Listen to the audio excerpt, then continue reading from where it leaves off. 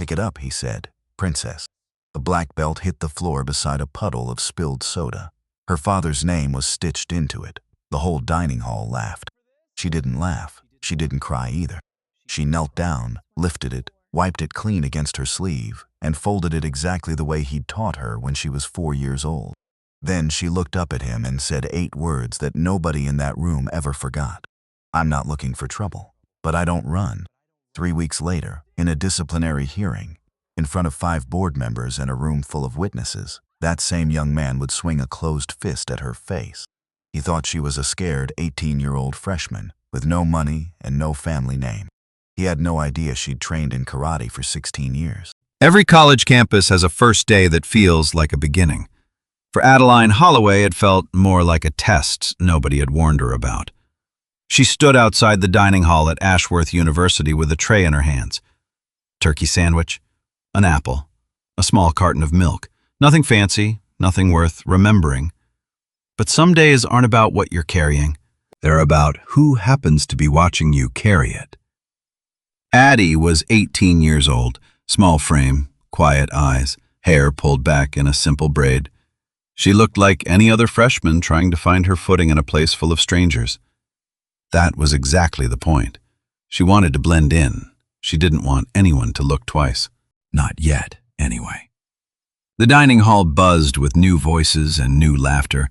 Chairs scraped against tile, trays clattered. Somewhere near the drink station, someone had already dropped a full plate of pasta, and a small crowd was laughing about it, the good-natured kind of laughing that happens when everyone is still new enough to feel forgiving toward each other. Everyone was still learning each other's names.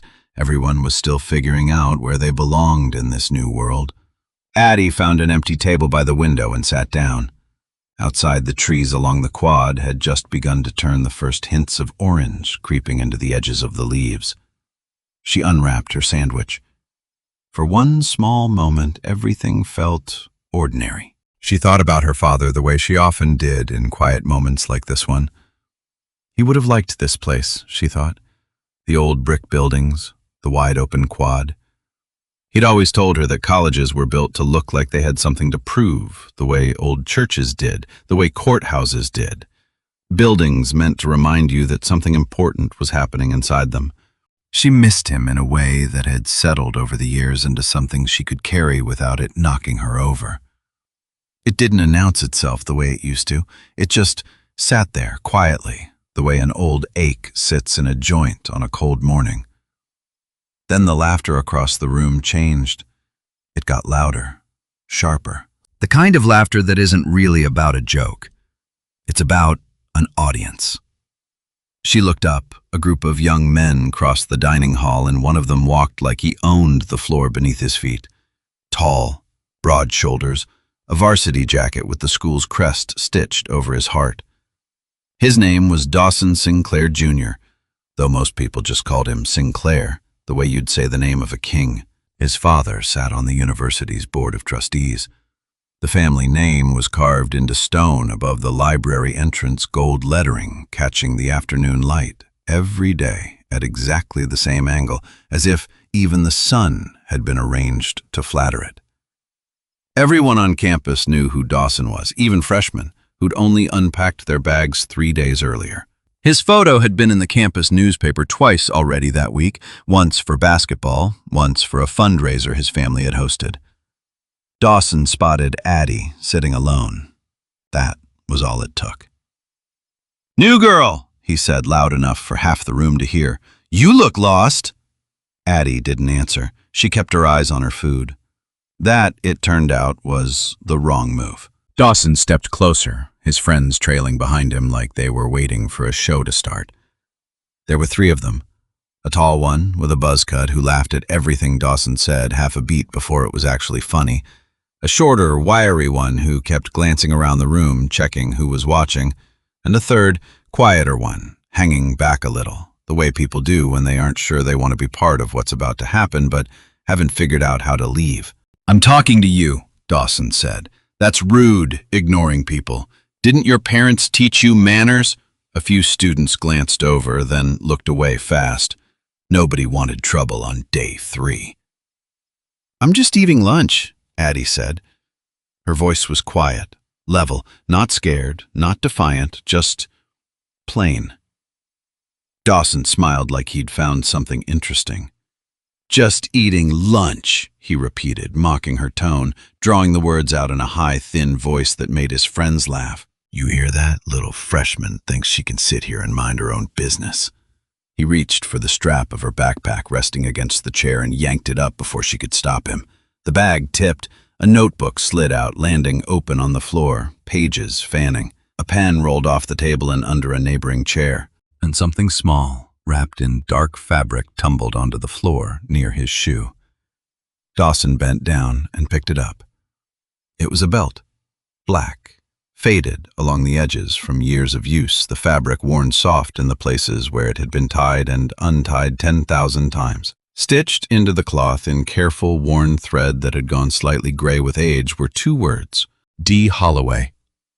He turned it over in his hands, studying it like a joke he hadn't gotten yet.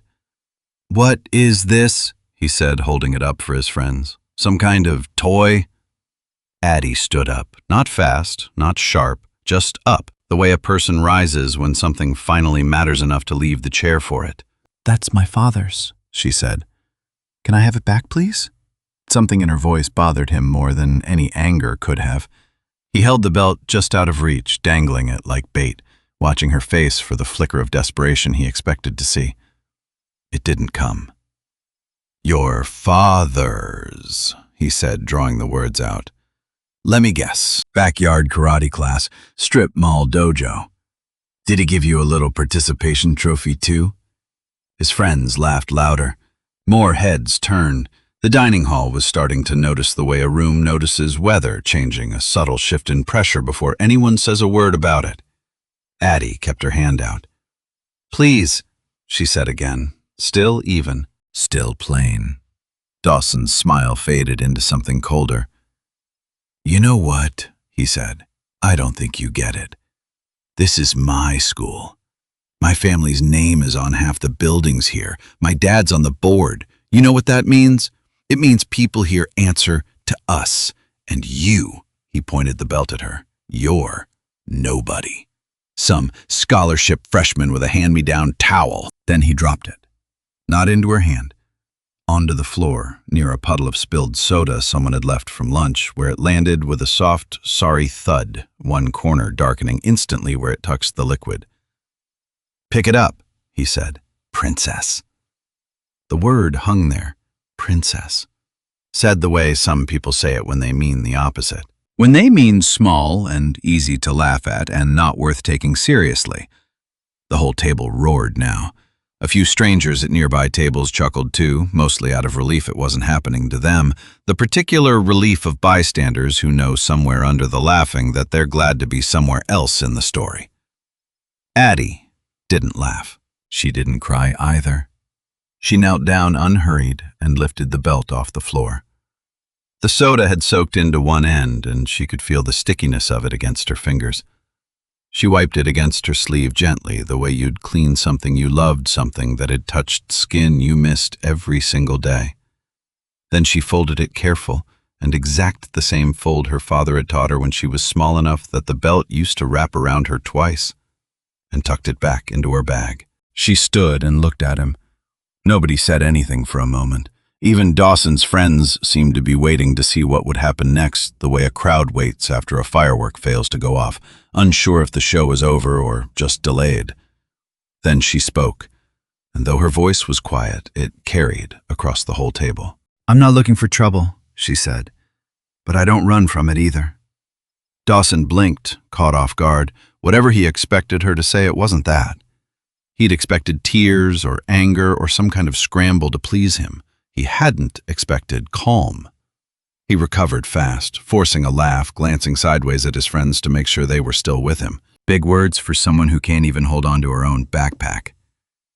He turned away, shaking his head like she'd said something ridiculous. "Let's go. This is boring me." They walked off, still laughing, already moving on to whatever came next in their day, the way people move on from things that never really cost them anything. Addie sat back down. Her hands stayed loose. Her breathing stayed even on the surface.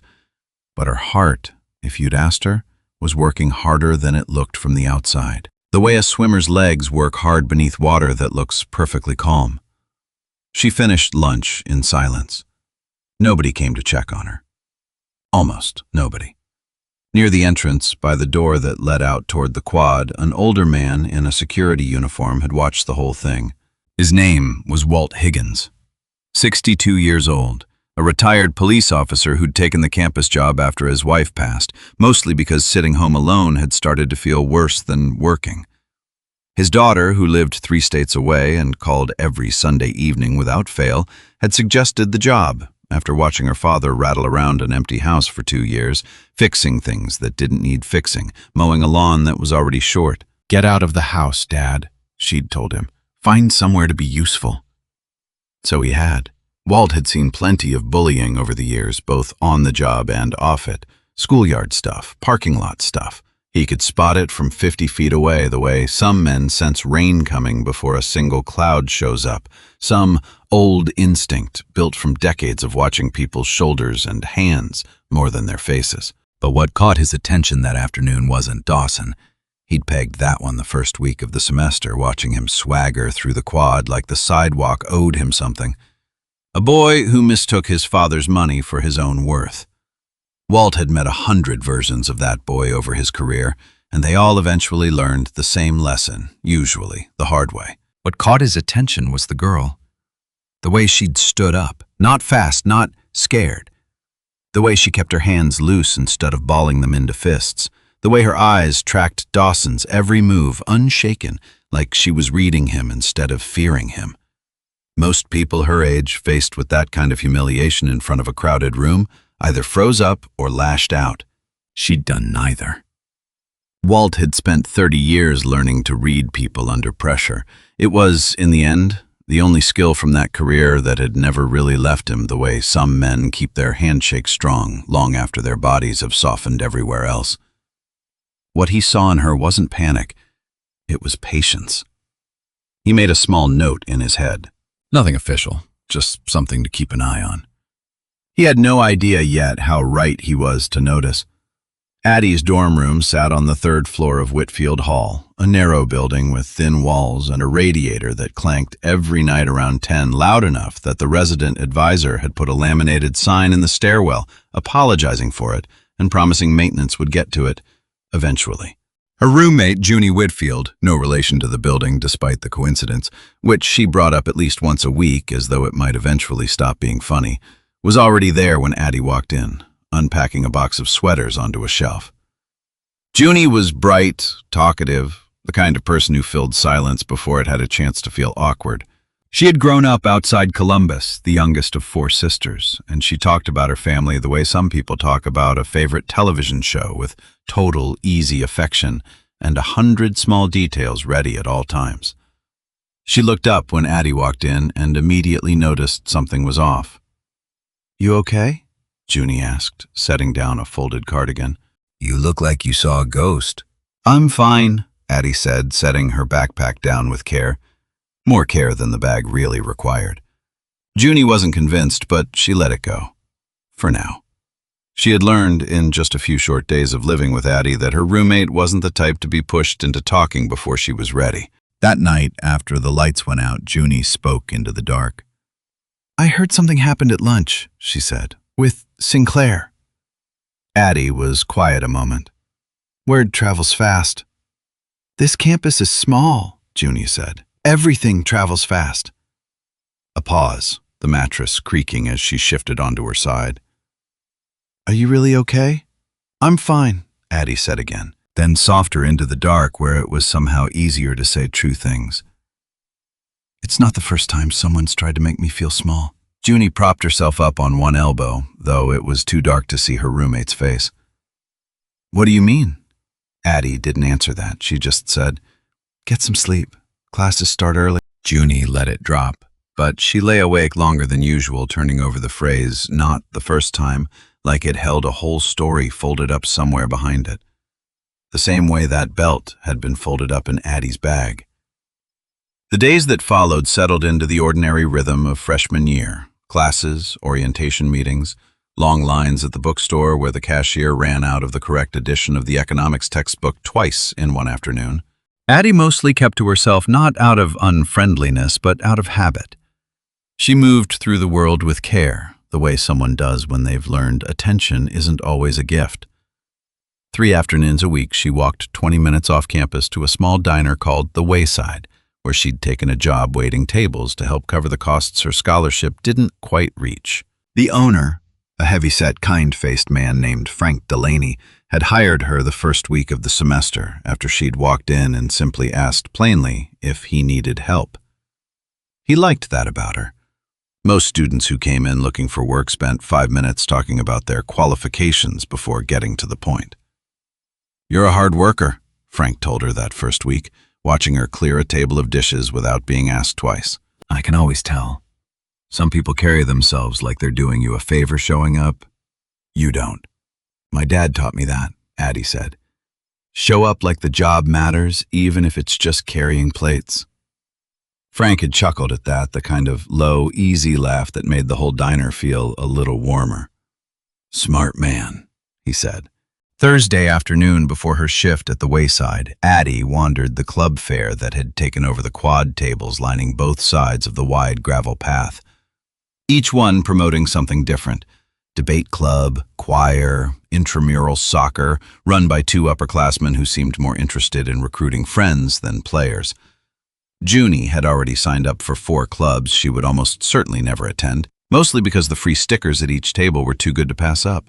Near the end of the row, under a slightly faded banner that read Ashworth Karate Club in block letters, stood a table with a stack of flyers and a small folding chair.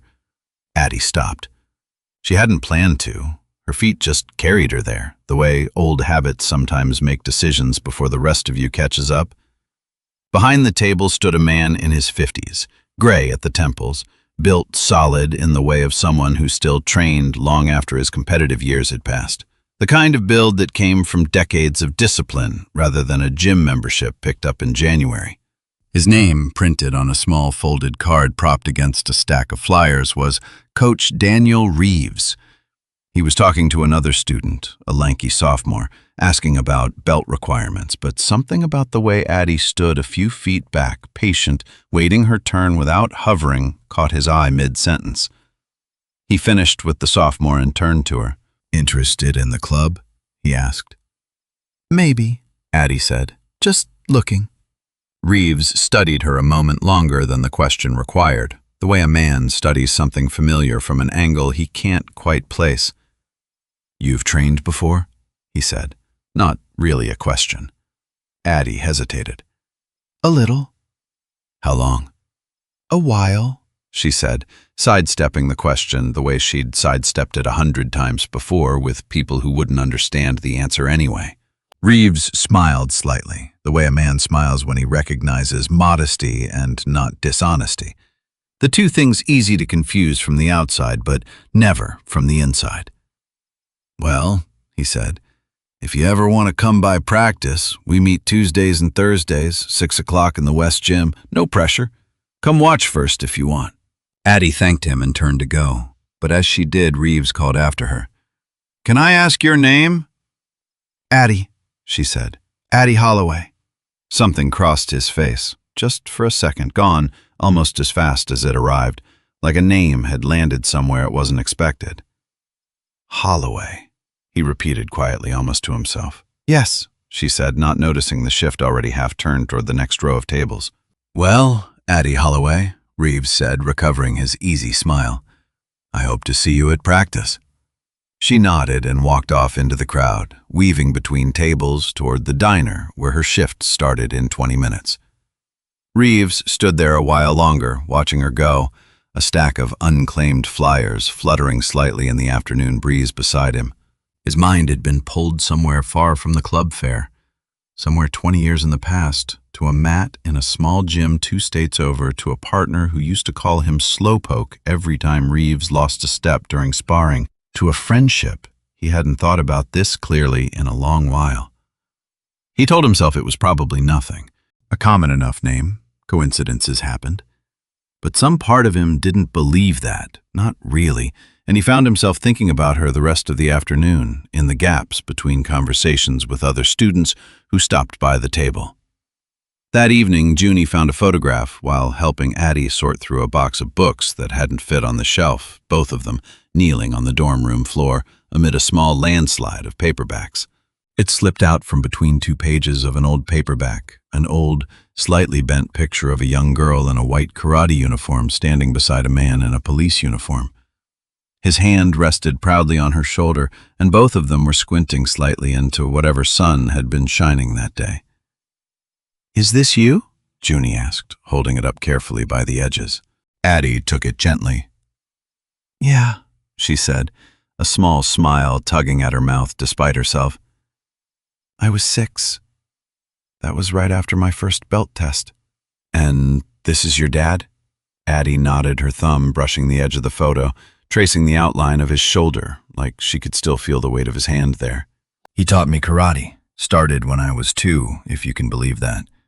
Baby steps, literally." Junie laughed at that, a genuine laugh. "That's sweet. Does he still teach?" There was a small pause, the kind that changes the temperature of a room without anyone touching the thermostat. "He passed away," Addie said, "a few years ago." Junie's smile fell instantly. "Oh, I'm so sorry, Addie. I didn't mean to." "It's okay," Addie said, and she meant it, in the careful way people mean things they've practiced saying many times, smoothing the edges of a grief so it doesn't cut whoever's listening. "He was a good man. Everyone in our town knew him. He was a police officer for years, and before that other work too. He taught karate for free to kids who couldn't afford lessons, ran the classes out of the community center on weekends. He believed discipline shouldn't only belong to people who could pay for it." Junie sat back on her heels, listening, the box of books forgotten between them. "He used to tell me something," Addie went on, her voice a little lower now, the way voices go when they're reaching backward for something. "He said the belt isn't about being strong enough to hurt someone. It's about knowing you could and choosing something better instead." The room went quiet for a moment, just the sound of the radiator ticking as it cooled. "So today," Junie said carefully, "when that guy threw your belt on the floor—" "I know what it stands for," Addie said. "That's why I didn't let it stay there." Junie looked at her roommate with new eyes, not pity, something closer to respect, the kind that comes from finally understanding why someone stayed so calm when calm seemed like the hardest possible choice. "You could have decked him, couldn't you?" she asked, half joking, half not, watching Addie's face carefully for the answer. Addie almost smiled. "Probably," she said, "but that's not what my dad taught this belt to do." She tucked the photograph into a small wooden box on her desk, the kind with a simple brass clasp, and set it down next to the folded black belt before closing the lid. Junie watched her do it, and something about the ritual of it, careful and unhurried, told her more about her roommate than any explanation could have.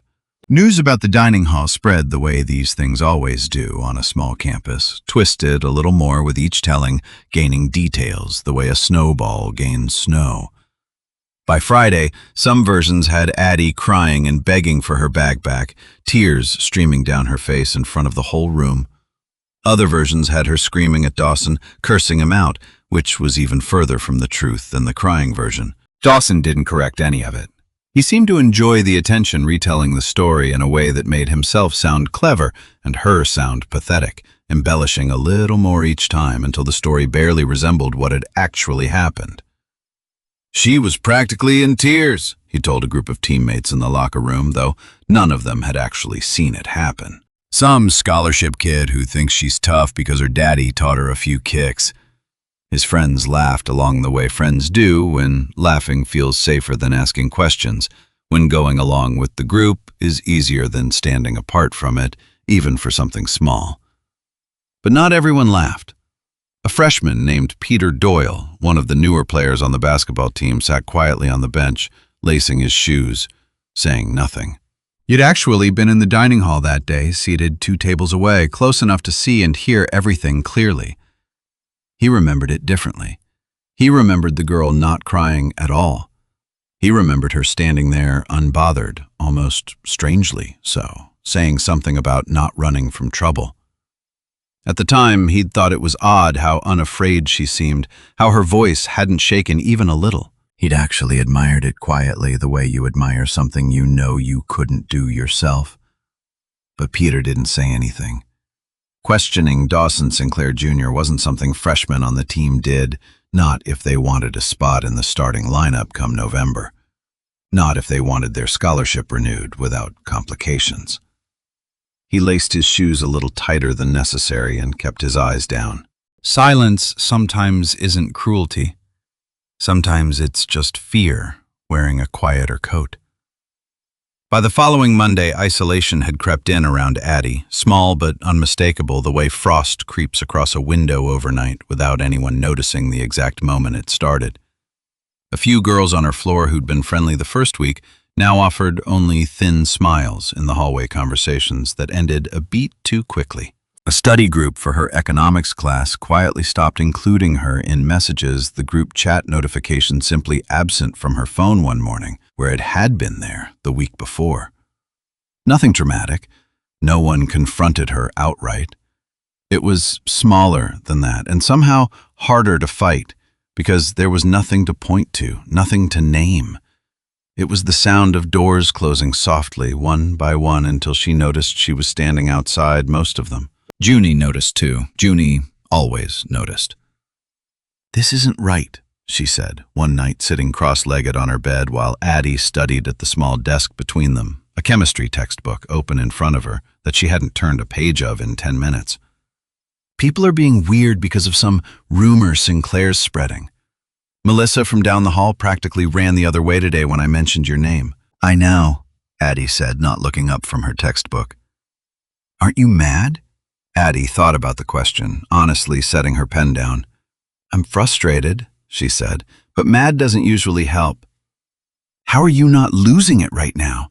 Junie asked, genuinely curious, not accusing. "If it were me, I'd have snapped by now. I'd have gone and told that whole table exactly what I thought of them." Addie closed her book. "My dad used to say something," she said. "He said, anger is like holding a hot coal, waiting to throw it at someone. You're the one who gets burned first." Junie let that sit, turning it over.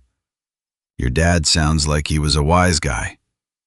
"He was," Addie said softly. "I miss him every day." A pause settled over the room, comfortable, not heavy. "Can I ask what happened to him?" Junie said gently. "You don't have to answer if you don't want to." Addie glanced at the small wooden box on her desk, its brass clasp catching the lamplight. "There was an incident," she said carefully, "a while back. He was helping people during a bad situation and he didn't make it out. The whole town still talks about it. He's kind of a big deal back home, believe it or not." "I believe it," Junie said. "I can tell." Addie managed a small smile. "Anyway," she said, "that's enough sad stuff for one night. I have a chemistry quiz tomorrow I haven't touched, and Professor Elling doesn't do curves." Junie let the conversation rest there, sensing Addie had shared about as much as she was ready to share for one evening. But something had shifted in how she saw her roommate. She understood now that Addie wasn't just quiet. She was carrying something. Carefully. The way you carry something you've learned never to drop. That Wednesday night, Addie called her mother. She sat on the small balcony outside her dorm room, phone against her ear, wrapped in a blanket against the October chill, watching her breath fog faintly in the porch light. "How's school going, sweetheart?" her mother asked, her voice warm and a little tired the way it always sounded after a long shift at the hospital, where she worked as a nurse in the pediatric wing, a job she'd taken up again 2 years after Addie's father died, needing something to fill the hours, needing to be useful to someone, the way Walt Higgins had needed the same thing, though neither of them had ever met. "It's fine," Addie said, "getting used to things." "Just fine." Addie hesitated. "There's this guy," she said. "He's been giving me a hard time. Nothing serious." Her mother's voice sharpened, the way mothers' voices do when they hear those words together. "What kind of hard time?" "He knocked my bag over, threw Dad's belt on the ground." Addie kept her tone light, trying not to worry her. I picked it up. It's fine. A long pause on the line, the kind that carries its own weight. You didn't do anything, did you? Her mother finally asked. Not angry. Careful the way a person asks a question they're afraid of the answer to. No, Mom, Addie said. I remembered what we talked about. Her mother let out a slow breath, one Addie could almost picture her mother's shoulders dropping half an inch the way they always did when relief arrived. Good, she said, because I meant what I said. After everything that happened with your father, I can't. She stopped herself, the sentence left unfinished the way it always was whenever she got close to that particular edge. I know, Mom, Addie said gently. I promised you. I'm not going to use my hands to solve problems, not unless I have to protect myself or someone else. That's right, her mother said. Your father believed in that too. That belt isn't a weapon, Addie, it's a promise. I remember, Addie said quietly, looking out at the campus lights scattered across the dark like something spilled and left to settle. They talked a while longer about small things, classes, the weather turning colder, whether Addie was eating enough, a question her mother asked every single call without fail. But after they hung up, she sat on the balcony a long time, watching lit windows across campus, thinking about promises and about the kind of strength that never announces itself. She thought, too, about the night years ago when her mother had first made her promise, sitting at their kitchen table with red-rimmed eyes 3 days after the funeral, holding Addie's hands so tightly it almost hurt. Promise me, her mother had said. Promise me you'll use everything he taught you to protect people. Never to prove something, never out of anger. He didn't die so you could turn into someone who fights first. Addie had been 15 then, and she hadn't fully understood the weight of what she was promising. She understood it now. Somewhere out there, in one of those buildings, Dawson Sinclair Jr. was probably telling the crying freshman story again. He had no idea what he was actually dealing with.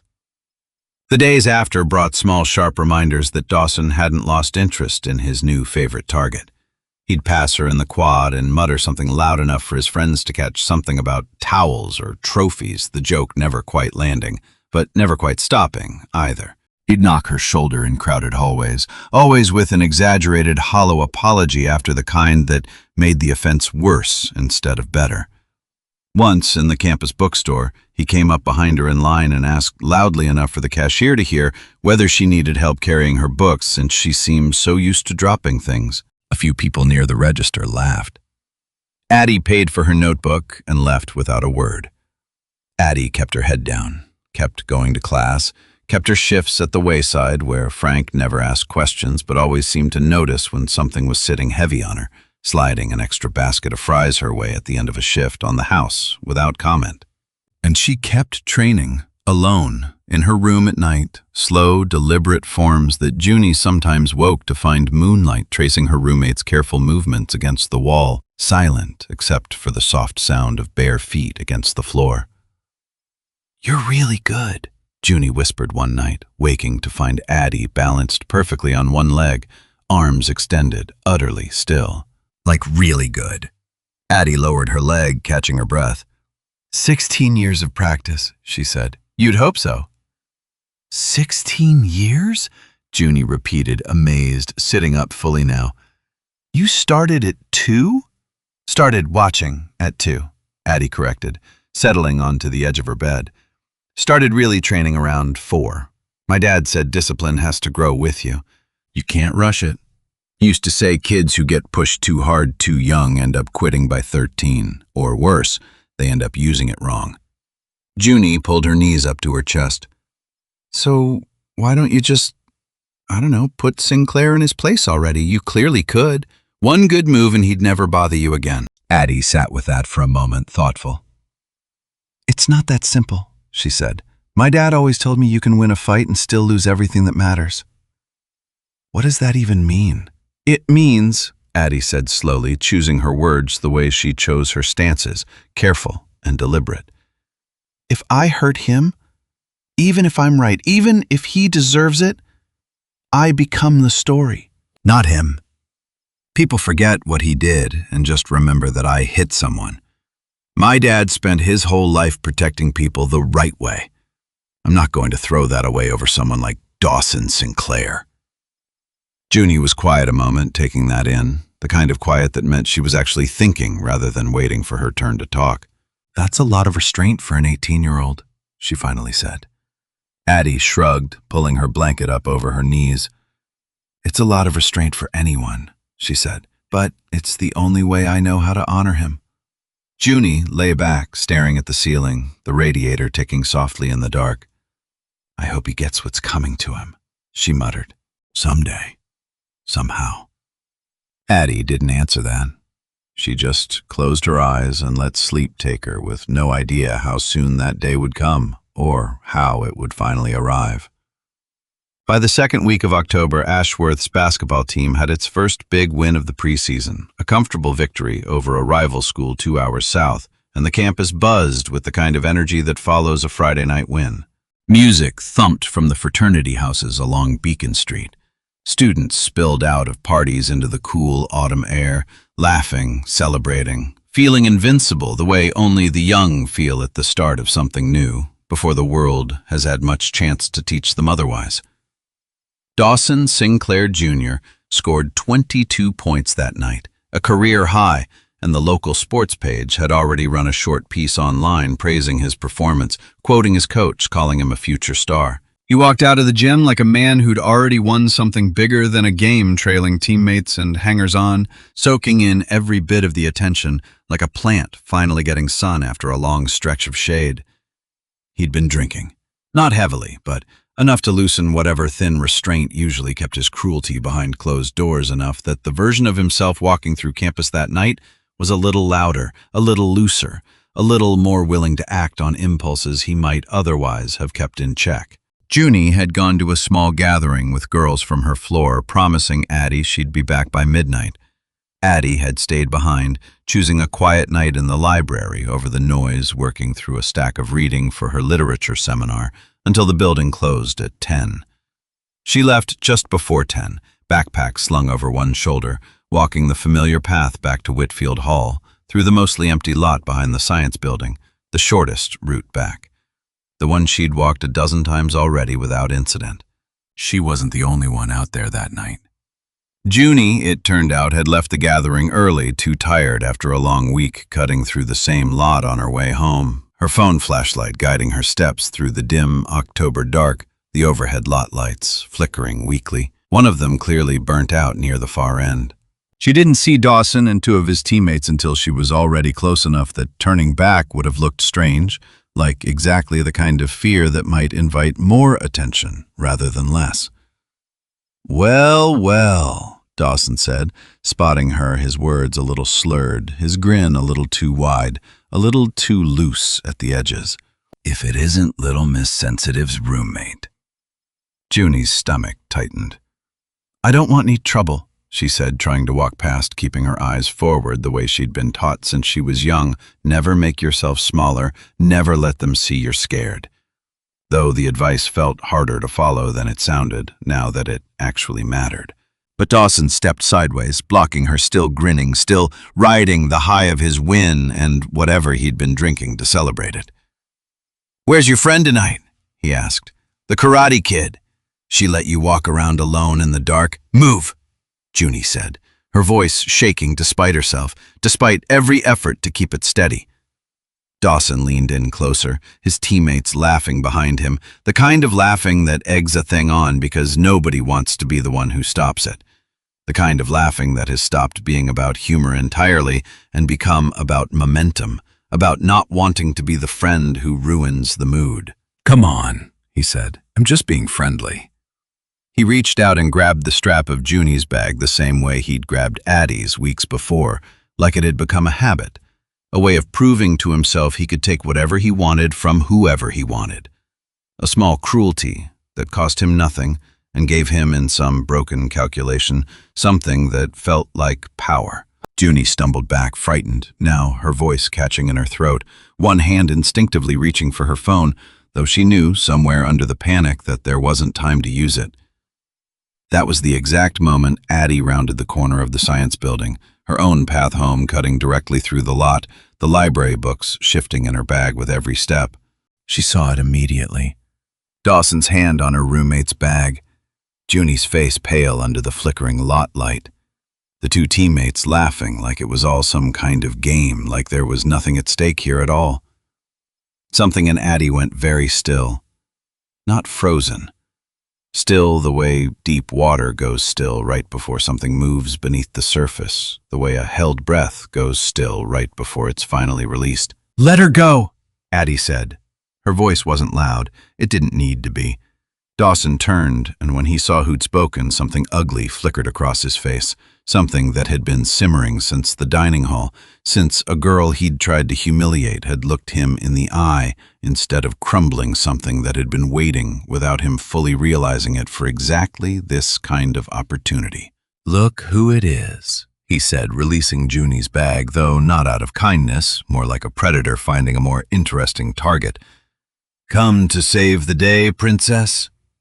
"Let her go," Addie repeated, stepping between him and her roommate, her voice steady, her weight settling evenly onto both feet without her even thinking about it. 16 years of muscle memory arriving before conscious thought did. "This has nothing to do with her." "Addie, don't," Junie whispered, tugging weakly at her sleeve, fear making her voice small. "It's fine, let's just go." But Addie didn't move.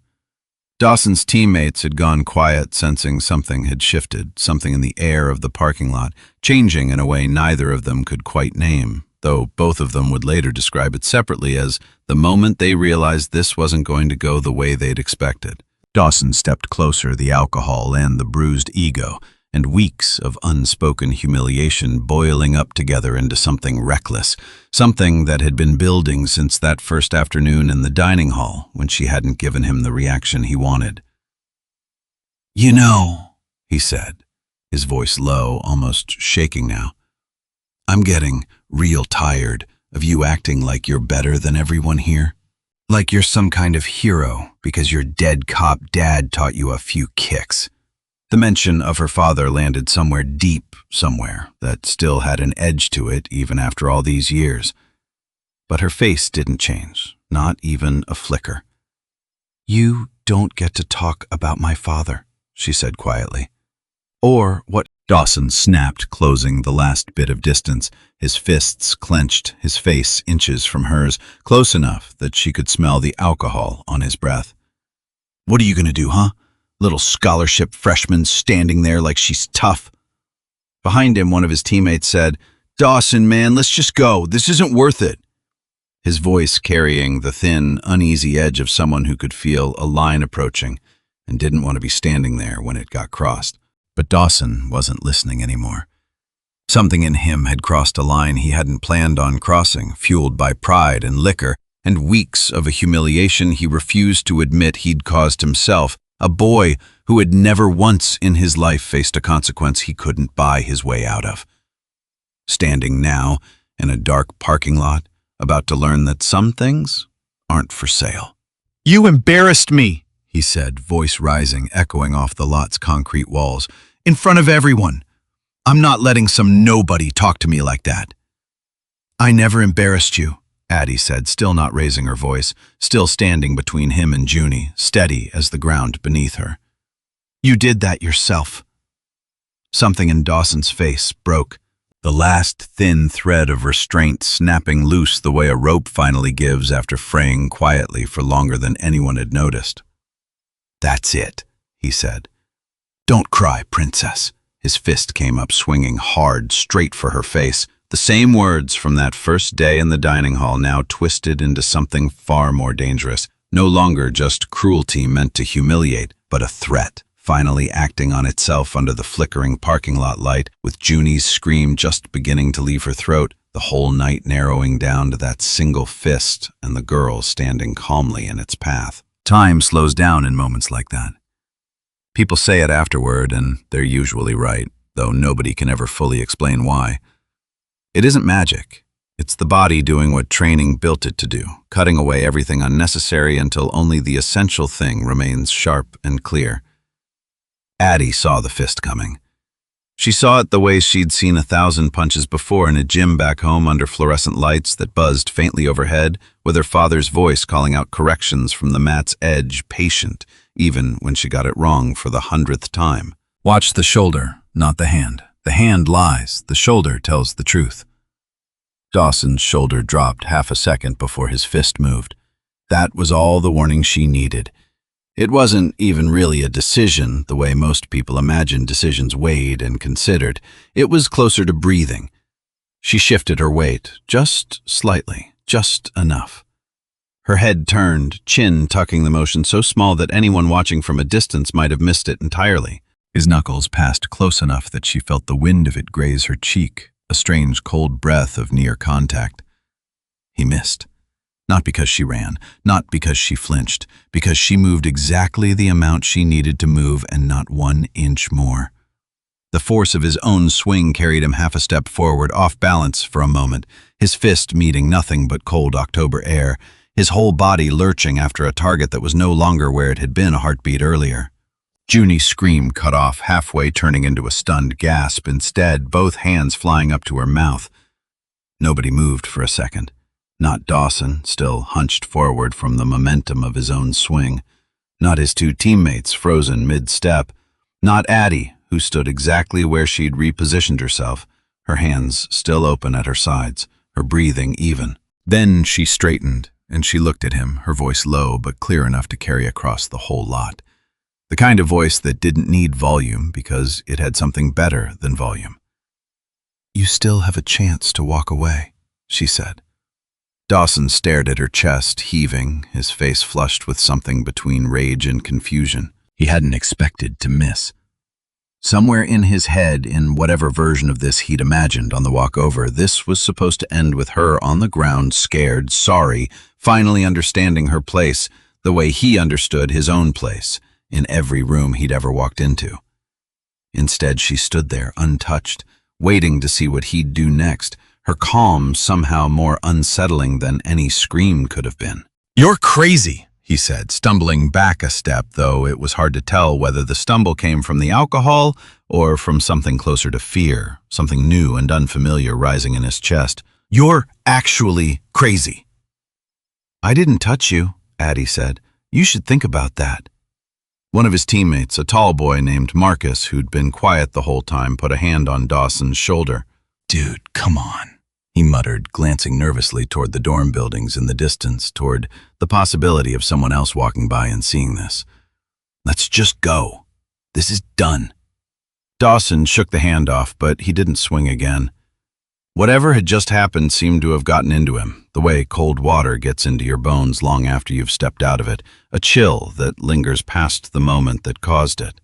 "This isn't over," he said, pointing a finger at her, though his voice had lost some of its heat, some of its certainty.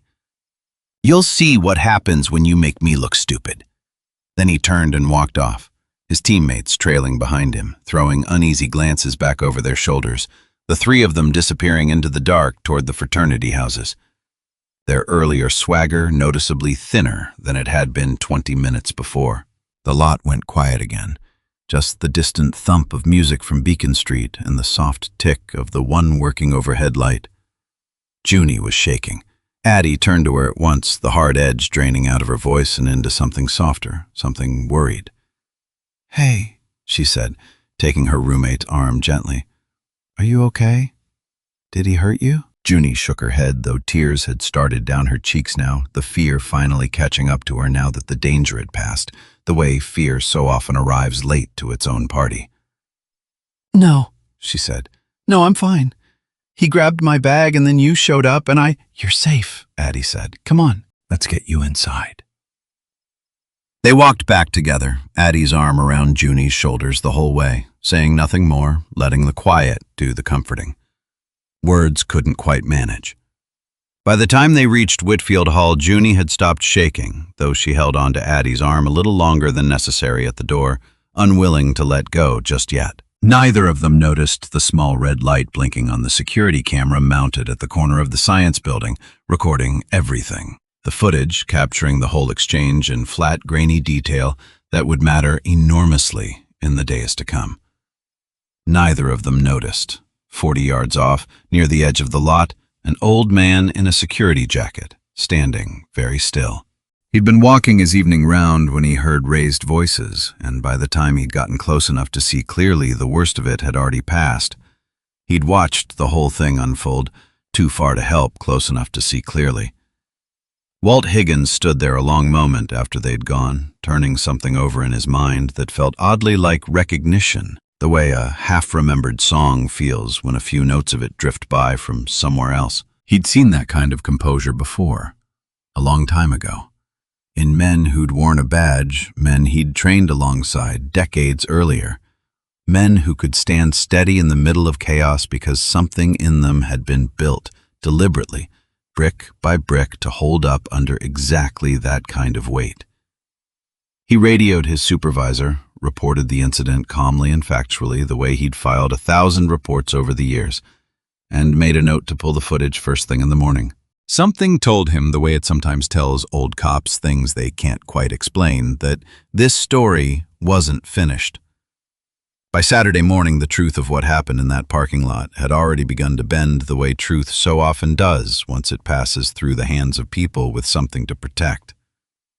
Dawson woke with a headache and a wounded pride, and somewhere between the aspirin and the shame, lying in his dorm room with the blinds still drawn against the late morning light, he settled on a version of events that made him the victim.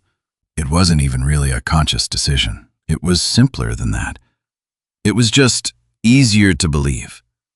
He told his roommate Addie Holloway had attacked him, that she'd come at him with some kind of trained move unprovoked while he was simply walking a friend home after a party.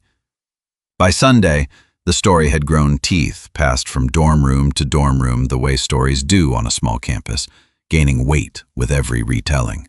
Now she'd nearly broken his jaw. Now it was some kind of assault against athletes, whatever that was supposed to mean, an idea Dawson himself had apparently invented somewhere between Saturday and Sunday.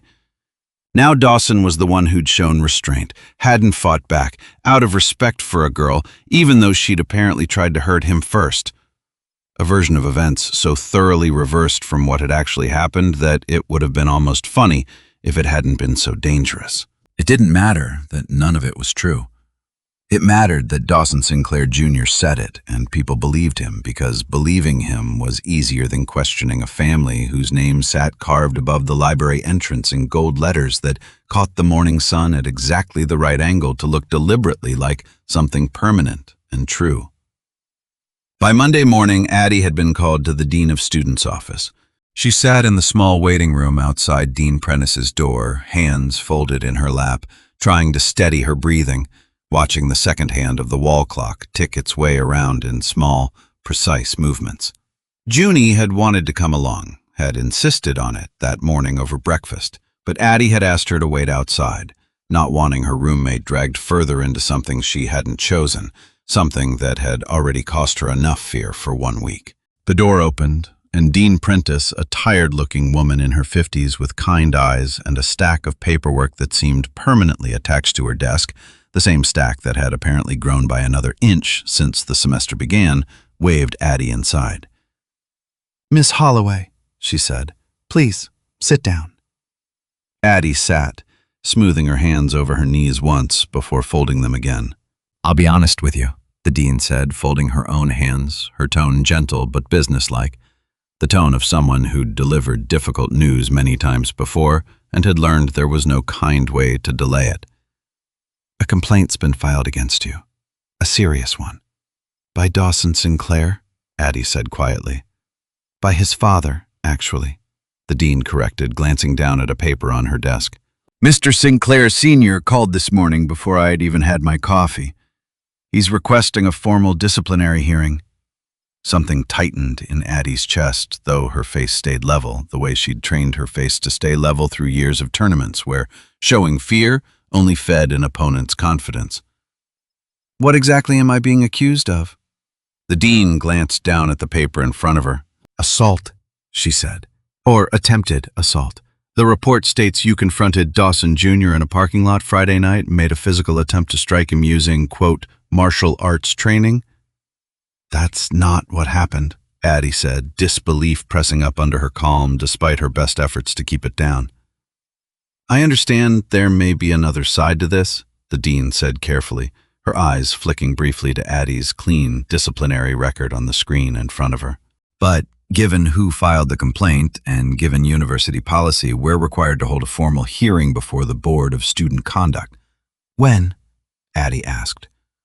The dean checked her calendar, flipping to a page marked with a yellow tab. Friday afternoon, she said. That gives you 5 days to prepare, gather any witnesses, any evidence. 5 days. Addie sat with the number a moment, feeling it settle over her like a stone dropped into still water, the ripples spreading outward into every part of the coming week. Is there a security camera in that parking lot? She asked. Behind the science building? Dean Prentice nodded slowly.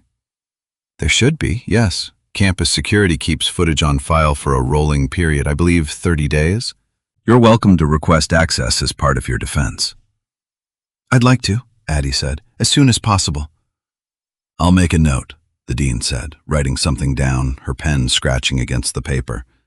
Then she looked up, her expression softening slightly, some of the formality dropping away. Miss Holloway, for what it's worth, I've read your file. Strong academic record, no prior conduct issues. Glowing note from your high school counselor, actually, which isn't something I see often. I want to believe there's more to this. There is, Addie said quietly. I just have to prove it. Word of the hearing spread fast, the way everything spread on Ashworth's small campus, moving through group chats and dining hall tables and hallway conversations faster than any official announcement ever could. By Tuesday, half the freshman class seemed to know Addie Holloway was facing expulsion for allegedly attacking the basketball team's star player. The other half seemed to know a slightly different story, whispered more carefully, that she'd been defending her roommate, that Dawson had thrown the first punch and missed.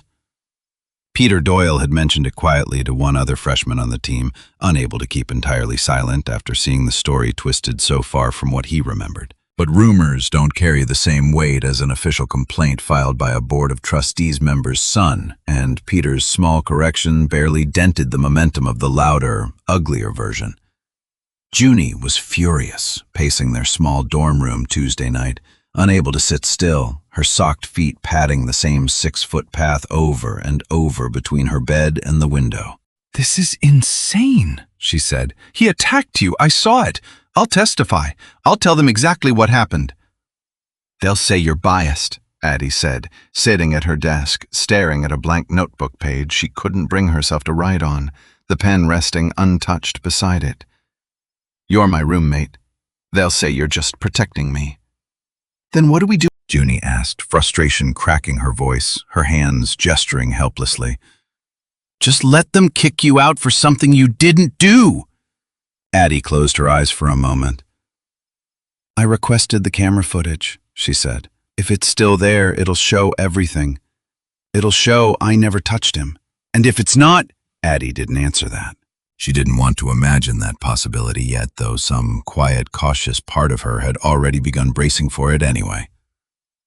Wednesday morning, Walt Higgins sat at his small desk in the campus security office, sipping lukewarm coffee from a chipped mug that had said, "World's Okayest Grandpa" on it since his granddaughter gave it to him 3 Christmases ago, staring at a folder he'd pulled from the archive room the night before. He hadn't planned on digging this deep. It had started simply out of habit, pulling the footage request for the Holloway case, cross-checking names against the visitor log the way he always did before handing anything over to the dean's office. Routine paperwork he'd done 100 times without incident. But somewhere along the way, that name, Holloway, had snagged something in the back of his mind. A memory he couldn't quite place, faint and stubborn, the way a word sits on the tip of your tongue for hours before finally surfacing. So, he did what old cops do. He pulled a thread patient the way 30 years on the job had taught him to be patient, understanding that most important things don't reveal themselves quickly. It led him eventually to an old newspaper archive the university library kept on microfilm, tucked away in a back room most students never visited. County records going back years that nobody had digitized yet. He typed the name into the search terminal, half expecting nothing, prepared to feel foolish for wasting his morning. What came up stopped him cold.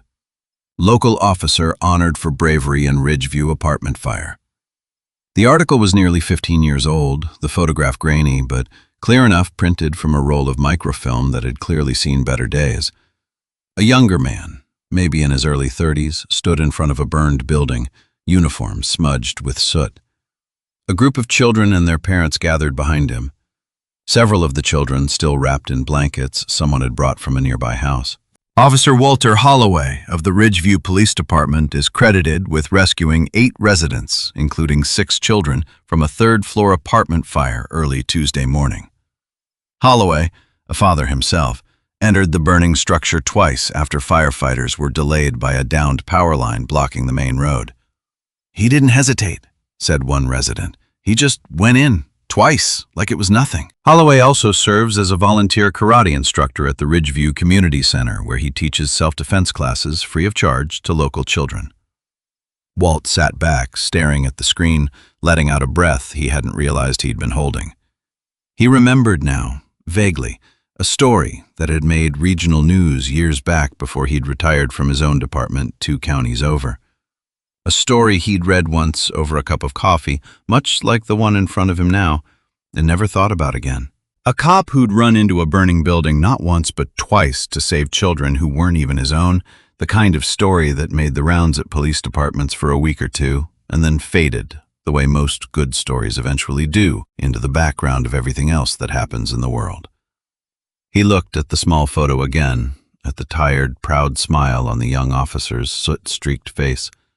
A smile that seemed to say the whole thing had simply been necessary, nothing more. Then he thought of Addie Holloway, standing calm and unshaken in that parking lot Friday night, refusing to throw a punch even when one had been thrown at her, standing the exact same way he now realized that her father must have stood in front of that burning building, weighing what needed to be done against what fear was telling him to do, and choosing the harder thing anyway. Discipline has to grow with you. He didn't know where that thought came from. It just settled into him like something true, something he suddenly understood without needing anyone to explain it. He printed the article, folded it carefully along its original crease, and tucked it into his jacket pocket, patting it once, the way you'd pat a wallet to make sure it was still there. He had a hearing to prepare for, too, in his own way. That same afternoon, Addie walked into the small gymnasium where the karate club held practice, mostly because she needed somewhere quiet to think that wasn't her dorm room where Junie's worry, however well-meaning, had started to feel almost as heavy as her own. Coach Reeves was there alone, setting up mats, dragging them one at a time into neat rows across the gym floor. He looked up when she came in, a faint line of sweat already on his brow from the effort. "Addie," he said, surprised, straightening up. "I didn't expect to see you today." "I needed somewhere to clear my head," she admitted. "Is that okay?" "Of course." He gestured to the mats, wiping his hands on his shorts. "Practice doesn't start for another hour. Feel free." Addie stepped onto the mat and, without really thinking about it, began moving through a slow form, the kind her father had taught her when she was still small enough to sit on his shoulders after practice, tired and happy-smelling like the gym floor and whatever her mother had cooked for dinner, waiting at home.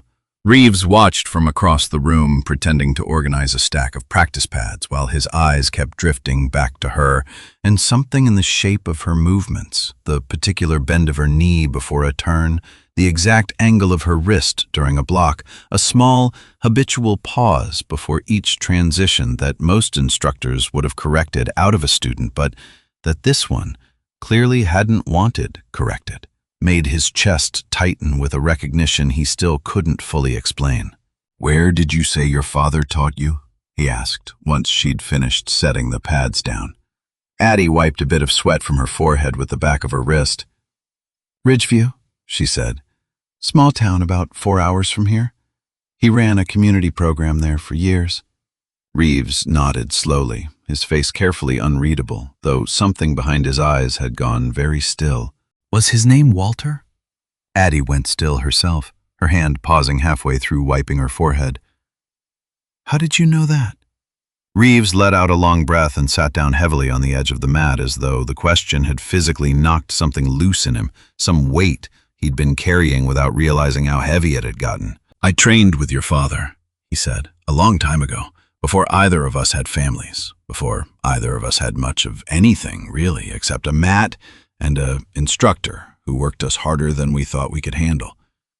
We came up together, under the same instructor, a man named Sensei Oka, for though I doubt that name means anything to you.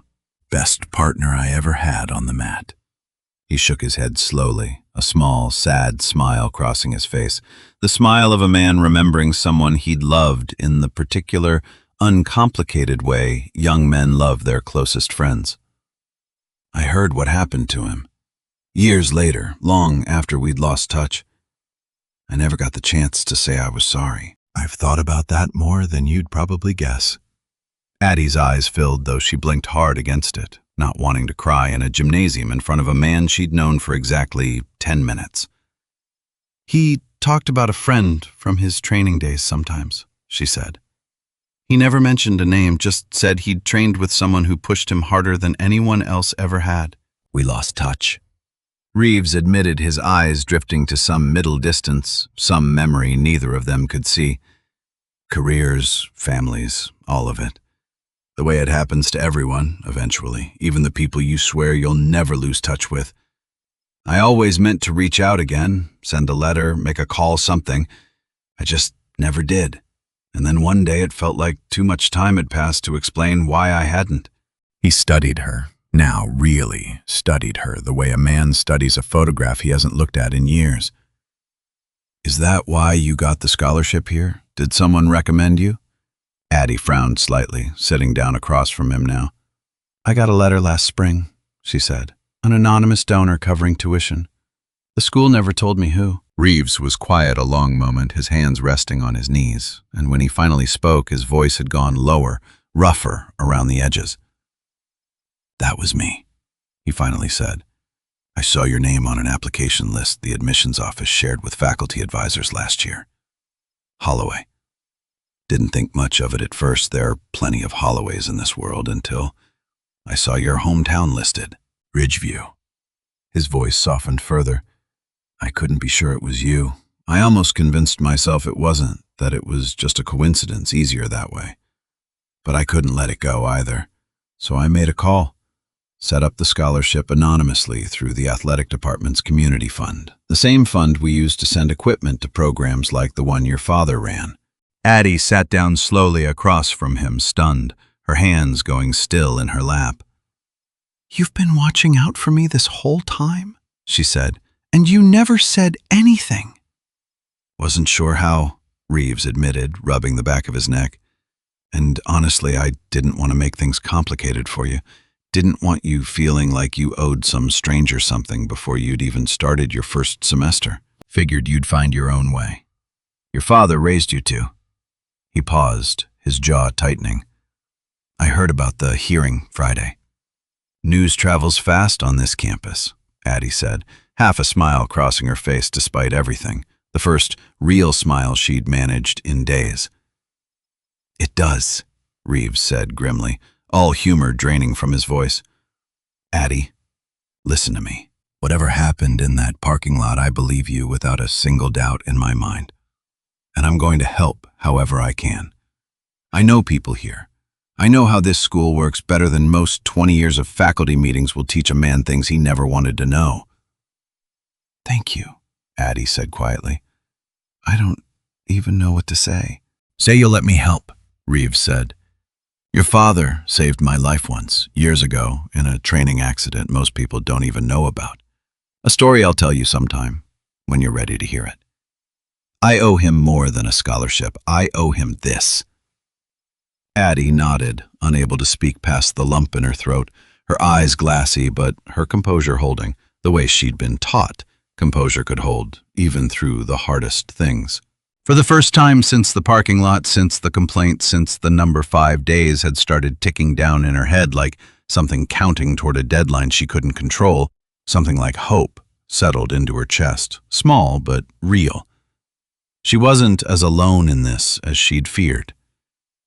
That evening, walking back toward her dorm as the sky faded into early dusk, a young woman approached Addie near the quad, moving quickly, glancing over her shoulder more than once, her arms wrapped around herself as though warding off a cold that wasn't entirely about the weather. Addie Holloway, the girl asked, her voice low, almost swallowed by the wind picking up across the open lawn. Addie stopped studying her. She recognized the face vaguely, someone she'd seen around campus, maybe a sophomore, though they'd never spoken, someone who usually kept to the edges of rooms the way Addie herself often did. Yes, Addie said carefully. Can I help you? My name is Marlene, the girl said. Marlene Voss. Can we talk somewhere, private? Something in her tone, tight and urgent, made Addie nod at once. Sure, she said. There's a bench past those trees over there. They walked together, Marlene glancing around the whole way as though checking that nobody followed her steps, quick and small. Once they sat, Marlene took a shaky breath, her hands pressed flat against her knees like she was trying to hold something steady inside herself. I heard about what happened, she said, with Dawson. The hearing. Addie's chest tightened. What do you know about it? Marlene looked down at her hands, twisting them in her lap now, her knuckles pale. Last year, she began barely above a whisper, Dawson did something similar to me. Not exactly the same, but similar enough that when I heard your name this week, I couldn't just sit there and do nothing. Addie waited, letting the silence give the girl room, the way she'd learned to give silence room, understanding that some things could only be said if you didn't rush them. He cornered me outside a party, Marlene said. Grabbed my arm, wouldn't let go, said some awful things when I tried to leave, things I still hear sometimes actually late at night when I can't sleep. I fell, hurt my wrist pretty badly, had to wear a brace for 6 weeks. I reported it.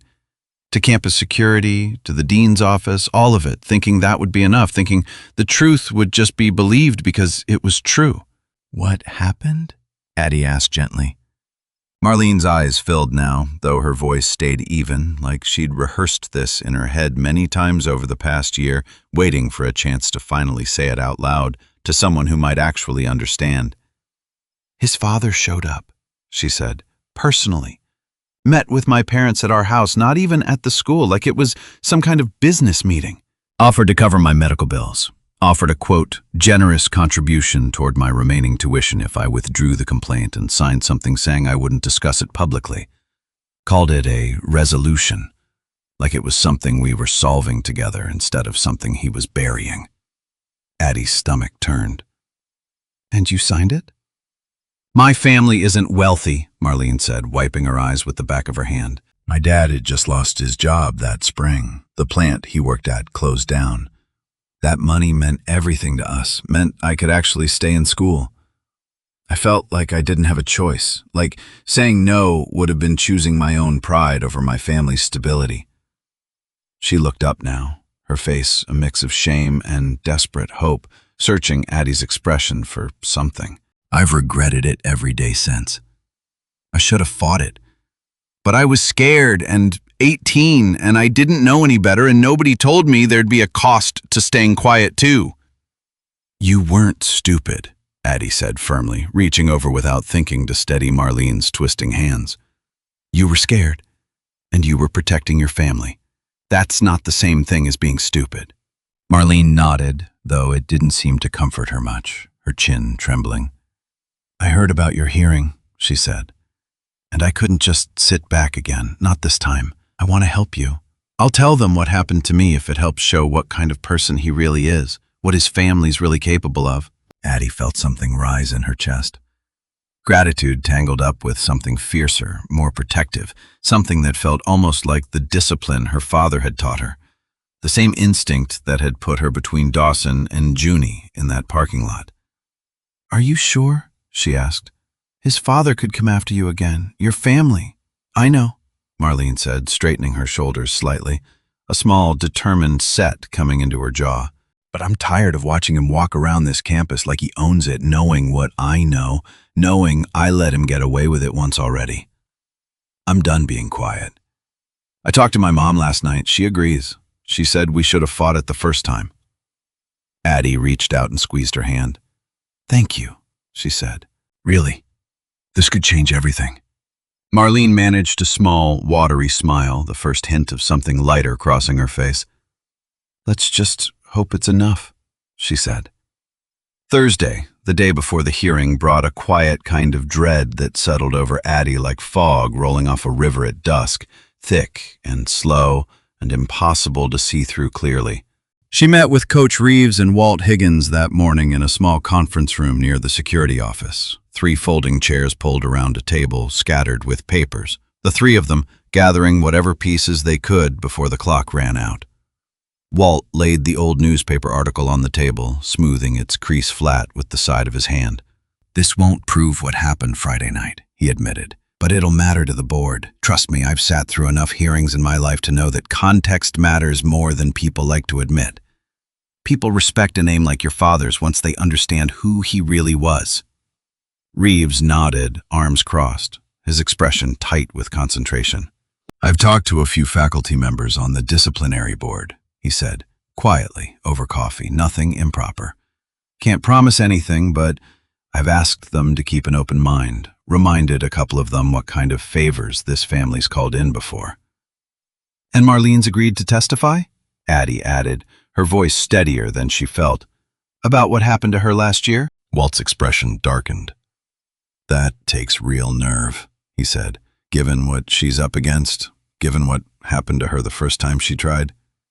"What about the security footage?" Addie asked the question she'd been circling around all morning. "From the parking lot, has anyone pulled it yet?" Walt hesitated just a beat, but Addie caught it, the small flicker of something crossing his weathered face. "I put in the request Monday," he said. "It should have been ready by now. I'll head over to the security office this afternoon and check on it myself, make sure nothing's fallen through the cracks." Something in his tone knotted her stomach with a worry she couldn't quite name, a small, cold thread winding its way through her chest. That afternoon, Walt walked into the small server room where campus security kept its digital archives, a cramped space lined with humming server racks and a single desk crowded with monitors, greeting the young technician on duty, a student named Casey, who worked part-time managing the system between classes. "I'm here about the Holloway footage request," Walt said. "Science building lot Friday night." Casey frowned, pulling up the request on the screen, scrolling through system logs with quick, practiced keystrokes. "That's weird," Casey said, leaning closer to the monitor. "It shows the file was accessed Tuesday, but there's no footage in the folder now."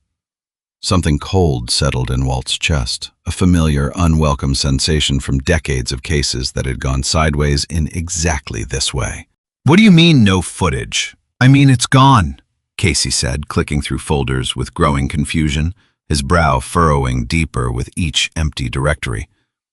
"The metadata's still here, showing a file existed, showing exactly when it was recorded, but the actual video isn't in the system anymore.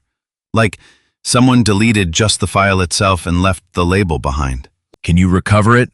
Walt asked, sharply, now the old cop instincts fully awake, his voice taking on an edge Casey hadn't heard from him before. Casey shook his head slowly, chewing his lip.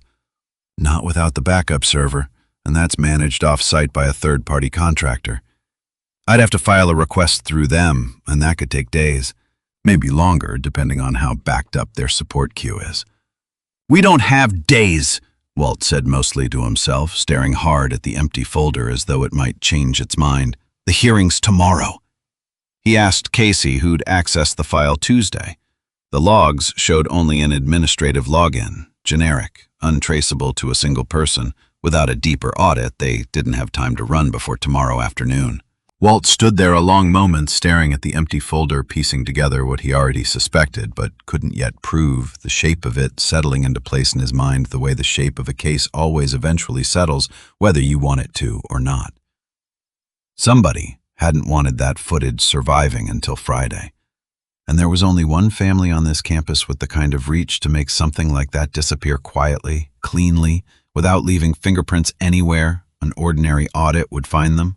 That evening, Addie sat on her dorm room floor, surrounded by notes, trying to organize everything for tomorrow. Index cards spread across the carpet in careful rows when her phone buzzed with a call from Walt Higgins. She answered right away, her heart already sinking before he'd said a word. Some instinct telling her the news wasn't good.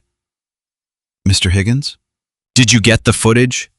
A pause on the other end, heavy, reluctant, the kind of pause that says more than words will. "Addie," Walt said slowly, "I need you to stay with me here, all right? The footage is gone, deleted from the system sometime Tuesday. We're trying to recover it, but it's not looking good for tomorrow." The floor seemed to tilt beneath her, the index cards blurring slightly in her vision. "Gone how?" she asked. "Cameras don't just erase themselves." "No," Walt agreed grimly. "They don't." Neither of them said the name out loud, but they both knew exactly who they suspected and exactly how much power that name still carried on this campus, how easily money could reach into a server room and simply erase an inconvenient truth. "What do we do now?" Addie asked, her voice smaller than she wanted it to be, smaller than she'd let it get all week. "We fight with what we've got," Walt said firmly, his voice steadying hers through the phone the way a hand on a shoulder might have. "Your father's story, Marlene's testimony, Coach Reeves speaking to your character. It's not everything we hoped for. But it's not nothing either. I've seen cases won on less." Addie closed her eyes, trying to steady herself, trying to remember her father's voice, even and unhurried, in moments exactly like this one. A voice that had never once in her memory sounded panicked, no matter what the situation demanded. "You don't need to win every battle to win the war, sweetheart. You just need to stay standing." "All right," she said quietly, more to herself than to Walt. "We'll be ready." But hanging up the phone, staring at the small wooden box on her desk, the one holding her father's belt and the old photograph of the two of them, a heavy uncertainty settled into her chest, the kind that doesn't announce itself loudly but simply moves in and stays. That same evening, in a house far grander than any dorm room, its windows glowing warm against the early dark, Dawson Sinclair Sr. sat in his study with a glass of scotch, going over the week in his head, like a man tallying a ledger, satisfied with the sum. The footage was gone. That much was handled. A quiet word to the right vendor, a favor called in from a business contact who owed him more than he'd ever admit publicly, and a problem simply ceased to exist, the way problems always ceased to exist when you knew which doors to knock on and which envelopes to slide beneath them. He'd done this kind of thing before, smaller versions of it, and it had always worked. Money didn't just buy silence, it bought forgetting, which was, in his experience, a far more valuable and permanent thing. His son knocked and let himself in without waiting for an answer, a habit Sinclair Sr. had never corrected because he'd never had to, because correcting it would have meant admitting his son needed correcting at all. "You worried about tomorrow?" Dawson Jr. asked, dropping into the leather chair across the desk, still dressed in the same rumpled shirt he'd worn to bed. "No," his father said, and meant it, swirling the scotch slowly. "By Friday afternoon, this will be a story nobody remembers. By Christmas, these things always blow over. They always have." "And the girl?" Sinclair Sr. watched the light catch in his glass, considering the question with something almost like amusement. "The girl," he said, "will learn what everyone in this town eventually learns, that some names carry further than others, and some don't carry at all." He didn't know yet how wrong he was. He didn't know that somewhere across campus, an old security guard was sitting with a 15-year-old newspaper clipping folded carefully in his jacket pocket, that a coach was calling in a debt owed to a friend he hadn't seen in 20 years, that a sophomore named Marlene Voss had finally decided silence had cost her enough, that a young administrative assistant named Ruth Callahan was about to overhear something in a hallway that would change the shape of everything. He believed quite confidently, sipping his scotch in the warm light of his study, that the matter was closed. Storms that matter most rarely announce themselves before they arrive. Addie didn't sleep much that night. She lay in the dark, listening to the radiator clank its familiar rhythm, listening to Junie's breathing settle into sleep across the room, slow and even. And she thought about her father. Not the version other people knew, the one in the newspaper article. Walt had found the man who'd walked into a burning building twice, brave in the way strangers understood bravery, sudden and dramatic. She thought about the version only she knew. The one who used to kneel down to her level before every lesson, his knees cracking slightly the way knees do after years of kneeling on hard gym floors, and ask the same question every single time, patient as weather. Why do we train Addie?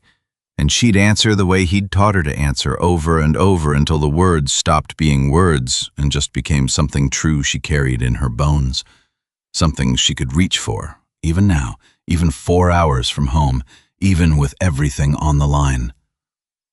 Not to hurt people, to protect what matters, and to know the difference. She thought about Marlene, trembling on that bench, finally choosing to speak after a year of silence, a year of carrying something alone that no 18-year-old should have had to carry alone. She thought about Walt, an old man who didn't have to care about any of this, who could have simply processed the footage request and moved on with his evening, spending his evening chasing down a 15-year-old newspaper article, because something in him refused to let an injustice sit unanswered. She thought about Reeves carrying a debt to a friend he hadn't seen in 20 years, quietly settling it in the only way he knew how, through a scholarship he'd never once mentioned, through showing up now when it mattered most. None of them had to do any of this.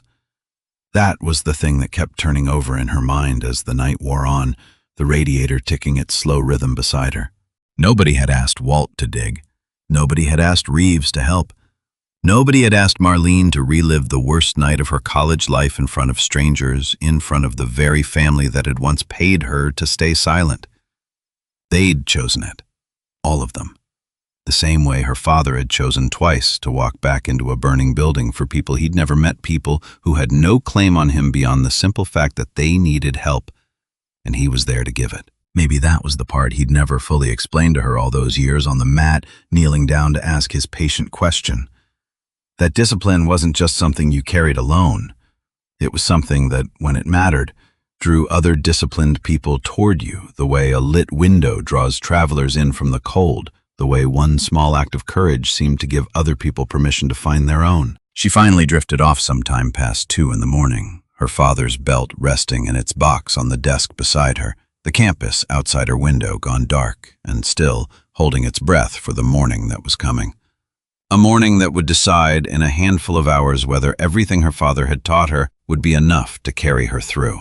Friday morning came the way important mornings always do. Too fast and too slow all at once. The kind of morning where the clock seems to move strangely, minutes stretching and compressing without any logic to them.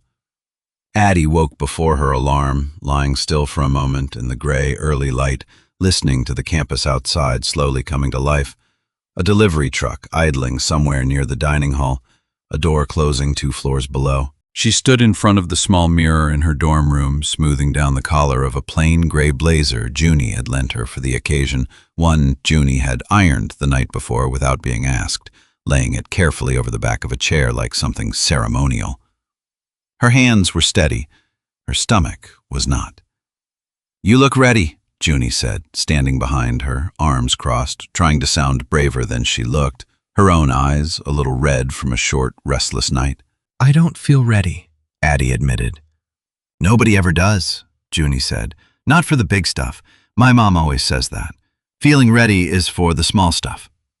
Addie reached for the small wooden box on her desk, opened it, and lifted out her father's belt.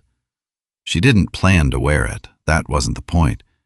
She just needed to hold it a moment, needed to feel the worn fabric under her fingers, needed to remember what it stood for before walking into a room that might try to convince her it stood for nothing. She folded it carefully and placed it inside her bag, tucking it beside her notebook, the way she might tuck away something fragile. "Let's go," she said. The hearing was held in a formal conference room on the 2nd floor of the administration building, tall windows looking out over the quad, where the last of the autumn leaves clung stubbornly to bare branches.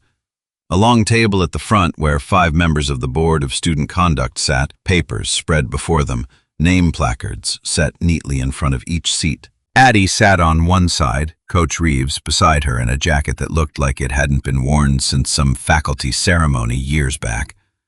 A few rows back sat Walt Higgins, still in his uniform, having asked his supervisor for the morning off to be there in whatever capacity he could, along with Marlene, who kept twisting a tissue in her hands until it had gone soft and shredded at the edges.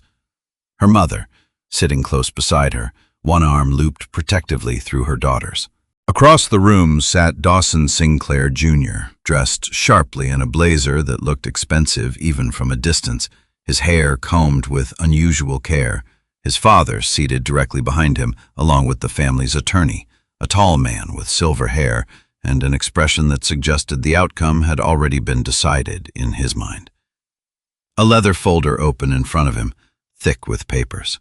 Dean Prentice opened the proceedings, reading the formal complaint aloud in a flat procedural voice, the room listening in silence as she described an alleged assault unprovoked in a parking lot behind the science building 1 week earlier.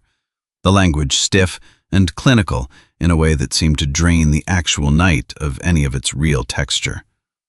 When it was his turn, Dawson stood with practiced confidence, describing a version of events that painted Addie as the aggressor, using words like dangerous and trained to hurt people and unprovoked attack, his voice carrying just the right note of wounded dignity, clearly rehearsed, clearly polished by someone more experienced than him in the art of sounding believable.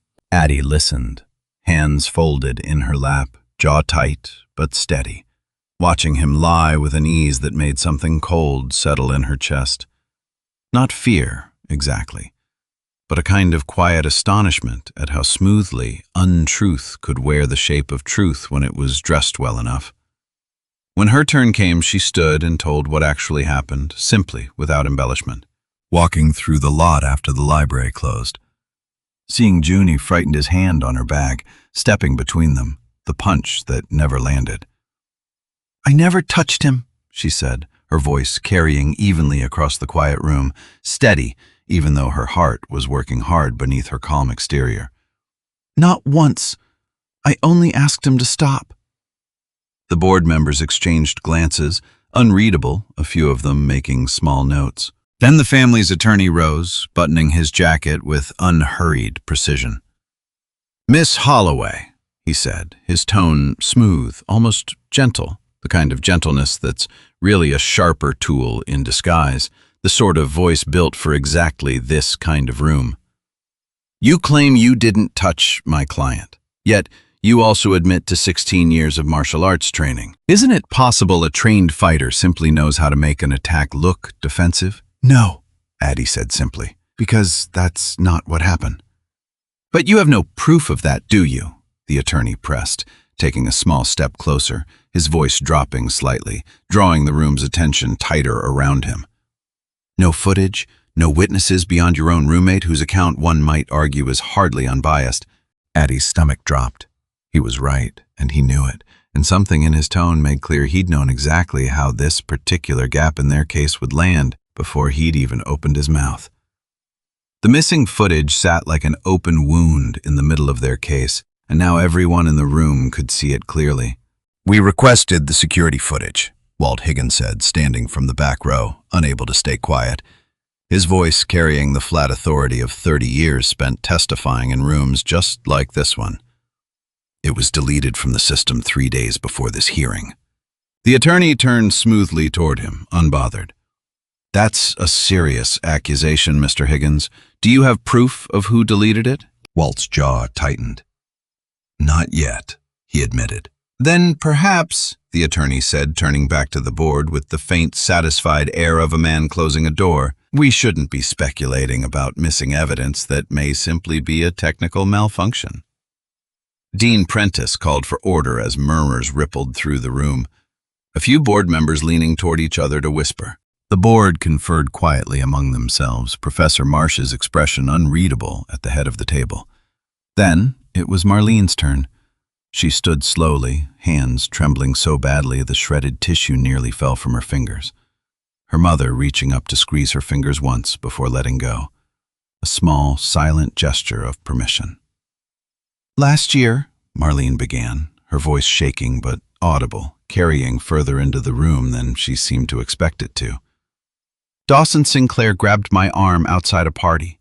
I fell, hurt my wrist. I reported it. His father offered my family money to withdraw the complaint. I signed something agreeing not to talk about it. I'm breaking that agreement today because I can't watch this happen to someone else and stay silent again." The room went very still, the kind of stillness that has weight to it. Dawson Sinclair Sr. rose halfway from his seat, his face flushing red, his composure cracking for the first time all morning. "That is a fabrication," he said sharply. "A complete fabrication and frankly slanderous. And I won't sit here and—" "It's not," Marlene said, her voice gaining strength even as tears slid down her cheeks, cutting through his protest with a firmness that surprised even her. "I have the settlement paperwork. I brought a copy today." The board members leaned forward as one, murmuring Professor Marsh requesting to see the document at once, her hand already extended across the table. For the first time since the hearing began, something in Dawson Sinclair Sr.'s composure cracked fully open. He turned toward his attorney, whispering urgently, his hand gripping the back of the chair in front of him hard enough that his knuckles paled. Dean Prentice called for a short recess to review the new document, the room stirring into motion as people rose to stretch, to whisper, to step out for air. Out in the hallway, Marlene's mother, a soft-spoken woman named Diane Voss, stepped away from the crowd to catch her breath near a quiet stairwell, her hand pressed against the cool stone wall. She hadn't expected to see Dawson Sinclair Sr. follow her there, his footsteps quick and deliberate on the tile, his face tight with barely contained fury. "Mrs. Voss," he said, his voice low, controlled in that particular way rich men learn to control their voices when they're used to getting what they want through pressure instead of shouting. A voice built for boardrooms and closed-door negotiations. "I think there's been a terrible misunderstanding today." "I don't think there has," Diane said, backing up slightly, one hand instinctively reaching for the stair railing behind her. "You signed an agreement," Sinclair said, stepping closer, his tone still smooth, still reasonable on its surface, the way a knife can look reasonable right up until it's used. "Your daughter signed an agreement. Breaking that today could have serious consequences for your family, legal consequences. I'd hate for things to get complicated for you, especially with your husband's situation." Diane's face paled, her hand tightening on the railing. "Are you threatening me?" "I'm simply reminding you of the arrangement we made," Sinclair said smoothly. "One that was very generous, if I recall, given the circumstances your family was in at the time." Neither of them noticed a young administrative assistant named Ruth Callahan standing just around the corner, having stepped out for a moment of quiet before heading back to her desk, a stack of hearing paperwork tucked under one arm. Her hand freezing over her phone as the voices carried around the corner. Ruth had worked at Ashworth for 11 years, long enough to have seen 3 different deans come and go, long enough to know most of the quiet arrangements that moved through this building without ever appearing on any official record. She'd seen plenty of privileged families over the years, plenty of quiet arrangements made to smooth over unpleasant situations. She'd always told herself it wasn't her business, that her job was paperwork and scheduling, not moral accounting. But something about the tremble in Diane Voss's voice reminded Ruth sharply of her own daughter, a college sophomore at a school 2 states away, and of every time over the years she'd wished someone, anyone, had stepped in when it mattered, instead of looking the other way. Because looking the other way was easier and safer and asked nothing of you. Her hands shook as she lifted her phone and pressed record, holding it low against her side, angled just enough to catch the voices without drawing attention. She caught the last 30 seconds, enough to hear Sinclair's voice clearly threatening consequences, enough to hear the word arrangement spoken like something still enforceable, still owned by him, the way he seemed to believe he owned most things. Ruth's heart pounded as she slipped back around the corner before either of them noticed her, her footsteps quick and light on the tile, her breath coming fast. She didn't know yet what she'd do with what she'd just heard. She stood for a moment in an empty side hallway, staring at the small red recording icon still glowing on her screen, her thumb hovering over it. She thought about her daughter. She thought about 11 years of quiet paperwork and looking the other way. She only knew standing there that she couldn't pretend she hadn't heard it, not this time. When the hearing resumed 20 minutes later, the mood in the room had shifted tense in a new way, though most people couldn't have said exactly why. Some subtle current running beneath the surface that even the board members seemed to sense without understanding its source. Ruth sat quietly near the back, having slipped in a few minutes after everyone else, hands folded tightly in her lap, her phone resting heavy in her jacket pocket like a stone she wasn't sure how to set down. Her heart still not fully settled. Dean Prentice called the room to order and asked if there was further testimony before the board moved to deliberation, her gaze sweeping the room, out of habit rather than expectation. That was when Ruth stood. Every head turned toward her, surprised, a small ripple of confusion moving through the room. She wasn't part of the case. Nobody had called her name. She wasn't even sure in that moment that her legs would carry her the rest of the way up. "I have something the board should hear," she said, voice trembling but clear, carrying further than she expected it to. "I recorded it about 20 minutes ago in the hallway outside." Dean Prentice looked startled, glancing quickly toward Professor Marsh. "Ms. Callahan, this is highly irregular." "I know," Ruth said, "but I think it matters. More than following the usual order does right now." The board members exchanged glances, and after a brief hushed conference, heads leaning together, Dean Prentice nodded slowly, though her expression remained uncertain. "Play it," she said. Ruth's hands shook as she pressed play, holding her phone toward the small microphone at the witness table so the recording could carry through the room's speaker system, a faint hiss of static preceding the voices. Sinclair's voice filled the room, unmistakable, cold and controlled, every word landing with a weight that seemed to press the air out of the room. "You signed an agreement. Breaking that today could have serious consequences for your family, legal consequences. I'd hate for things to get complicated for you, especially with your husband's situation." The room fell into stunned silence, the kind that seems to actually change the temperature of a space. Diane Voss covered her mouth with both hands, tears spilling now, her shoulders shaking silently. Marlene reached for her mother's arm, holding tight her own face, a mixture of vindication and heartbreak. Dawson Sinclair Sr. shot to his feet, his chair scraping loudly against the floor. "This is a violation of privacy," he said, voice rising sharply, his composure fully gone now. "This recording is inadmissible, illegally obtained, and I demand—" "You threatened a grieving mother in a public hallway," Dean Prentice said, her voice suddenly hard as steel, cutting his protest off completely. A tone none of the students in the room had heard from her before. "In a university building, during a disciplinary hearing regarding your own son's conduct."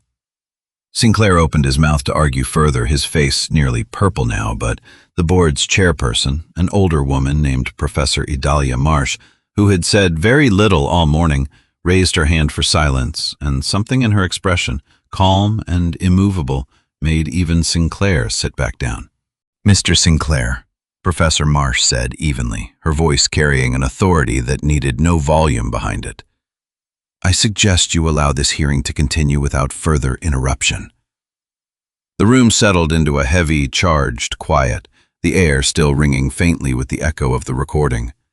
It was in that moment, with the walls seeming to close in around him, with the story he'd built so carefully now crumbling in front of the entire board, that Dawson Sinclair Jr. finally lost whatever thin control he'd been holding on to all morning. He shot up from his chair, his face twisted with humiliation and rage, the careful composure he'd maintained all morning collapsing all at once like something structural finally giving way under too much weight. "This is ridiculous!" he shouted, voice cracking, his hands balling into fists at his sides. "None of this proves anything about what happened in that parking lot. She's the dangerous one, not me. Everyone's just believing whatever she says because of some sob story about her dad." "Dawson, sit down," his father hissed, grabbing at his sleeve, but the boy wasn't listening anymore, some final restraint finally burning through completely. He turned toward Addie, who had risen slightly in her chair, watching him carefully, the same way she'd watched him a week earlier under the flickering parking lot light. Her body already settling, without her conscious direction, into the same balanced readiness it had found that night. "You did this," he said, stepping around the table, closing the distance faster than anyone expected, his voice raw now, stripped of all its earlier polish. "You ruined everything. My scholarship, my reputation, everything. And for what? Because I said something you didn't like? Dawson, stop!" Coach Reeves called out, half rising from his seat, his hand shooting out, though he was too far to reach him. But Dawson didn't stop. Whatever restraint had kept him seated all morning snapped completely, and he lunged forward, fist raised, aiming straight for Addie right there in front of the entire board, in front of witnesses, in front of everyone who might have still doubted what kind of person he really was. This time, there was no darkness to hide behind, no alcohol to blur the memory afterward, no parking lot shadows to blame it on, no story he could rewrite later in a locker room to a crowd of nodding teammates. Just 5 members of a disciplinary board and a room full of witnesses watching everything unfold in the plain, honest light of a Friday afternoon, the kind of light that leaves nothing shadowed, nothing deniable. Addie moved. Not with anger, not with fear, with 16 years of discipline, exactly the way her father had taught her, exactly the way she'd practiced 1,000 times on a mat back home in Ridgeview, her body responding before her mind had finished registering the threat, the way training is meant to work when it's been built deeply enough into a person. She stepped slightly to the side, redirecting the force of his swing, her hand catching his wrist and turning it gently, but firmly, guiding his own momentum against him until he found himself off balance, one knee bending toward the floor, his arm pinned at an angle that hurt just enough to stop him without breaking anything, without causing any real harm at all. A control so precise it seemed almost gentle, which somehow made it more unsettling to watch than violence would have been. It was over in under 2 seconds. Dawson knelt there breathing hard, stunned, his face burning with a humiliation far deeper than anything from the dining hall weeks earlier. The entire board, watching him kneel powerless in front of the girl he'd spent a month calling weak. "I'm not hurting you," Addie said quietly, still holding his wrist steady, her voice even, almost gentle. "I'm just going to hold you here until you stop." The room stayed frozen, every eye locked on the scene in front of them, nobody quite breathing. Slowly, Addie released his wrist and stepped back, hands open, empty, non-threatening, exactly as they'd been the moment before he lunged. Dawson stayed on the floor a moment longer, gasping, before Marcus, one of his own teammates who'd come to observe quietly, helped him back to his chair, avoiding his eyes. Professor Marsh sat very still at the front table, her expression unreadable, though her eyes had never left Addie's hands through the entire encounter, tracking every motion with the sharp focus of someone who understood exactly what she'd just witnessed. "That," she finally said, breaking the silence, her voice quiet but carrying to every corner of the room, "was remarkably controlled." Addie said nothing. She returned to her seat, breathing, steady hands folded once more exactly as they'd been before any of it happened, as though the whole encounter had barely touched her. Professor Marsh called for another recess, longer this time, giving the board room to gather itself after what everyone had just watched, the room slowly emptying into the hallway in small, murmuring clusters. During the break, Walt approached the front table, quietly waiting until Professor Marsh had a free moment, her assistant having stepped away to fetch water. "Ma'am," he said, "there's something you should know. About Addie's family." He handed her the folded newspaper article he'd carried in his jacket pocket for 2 days, the creases soft now from handling. Professor Marsh unfolded it slowly, eyes scanning the headline, the photograph, the details of the fire, the rescue, the 8 lives saved, her reading glasses sliding slightly down her nose. Her expression changed as she read something, softening in the deep lines around her eyes, a memory clearly surfacing behind them. "Holloway," she murmured. "I remember something about this. I lived 2 towns over from Ridgeview years ago before I came here, before my husband's job brought us out this way. I think I even remember reading about this fire in the local paper at the time." She looked up at Walt. "This officer, is this her father?" "Yes, ma'am," Walt confirmed. Professor Marsh sat back slowly, absorbing that something shifting behind her eyes, the article resting in her hands like something she suddenly understood the full weight of. When the hearing resumed, the room felt different than it had that morning, heavier in some ways, lighter in others, the way a room feels once the truth has finally been let all the way in, once there's nothing left hidden in the corners. Professor Marsh cleared her throat and addressed the room, waiting until every seat had settled and every eye had turned toward her. "Before we move to deliberation," she said, "I'd like to share something. Not as evidence directly related to today's incident, but as context I believe matters, and that I think this board and everyone in this room deserves to hear." She held up the clipping. 15 years ago, she continued, an officer named Walter Holloway ran into a burning apartment building not once but twice, saving 8 lives, including 6 children, while waiting for fire crews delayed by a downed power line. He also spent years teaching free self-defense classes to children in his community who couldn't otherwise afford them. She paused, letting the words settle over the room, letting them land the way she intended them to. "I only just learned," she went on, "that Officer Holloway was Miss Holloway's father. He passed away several years ago in the line of duty." A murmur moved through the room, quiet, respectful, a few heads turning toward Addie with new expressions. "I share this," Professor Marsh said, "not because it excuses or explains anything that happened here today. It doesn't need to. Miss Holloway's actions today and last Friday speak entirely for themselves, more clearly than any family story ever could." She looked at Addie now, something close to admiration in her expression. "But I think it's worth understanding what 16 years of discipline under the guidance of a man like that can actually produce." She turned to the rest of the board, her voice gaining a firmness that filled the room. "I've sat on this committee for 11 years, she said. "I have never seen restraint like what we witnessed today under direct physical threat inside this very room. That is not the behavior of someone dangerous. That is the behavior of someone extraordinarily well-trained, choosing not to cause harm even when harm would have been justified." Nobody in the room argued with her.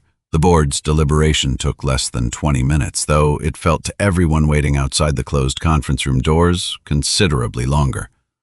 When they returned and everyone had resettled, Professor Marsh read the decision aloud, her voice formal and steady once more, cutting cleanly through the tense hush. "After careful review of all testimony and evidence presented today," she said, "this board finds no basis for disciplinary action against Miss Adeline Holloway.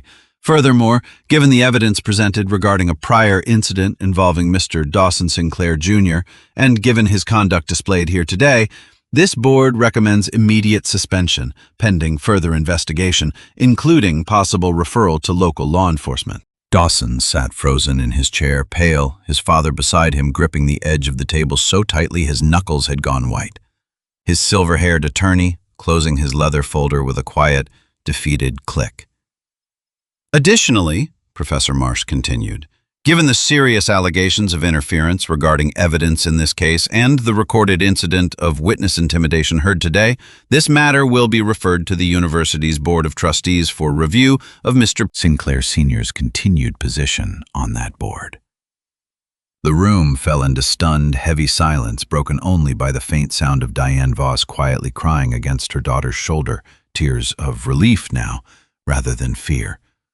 Sinclair Sr. rose slowly, his face a mixture of fury and disbelief, opening his mouth as though to protest before seeming to realize, perhaps for the first time in a long while, that his name alone wasn't going to fix this, that the ledger he'd been tallying so confidently the night before had just been overturned entirely. He said nothing.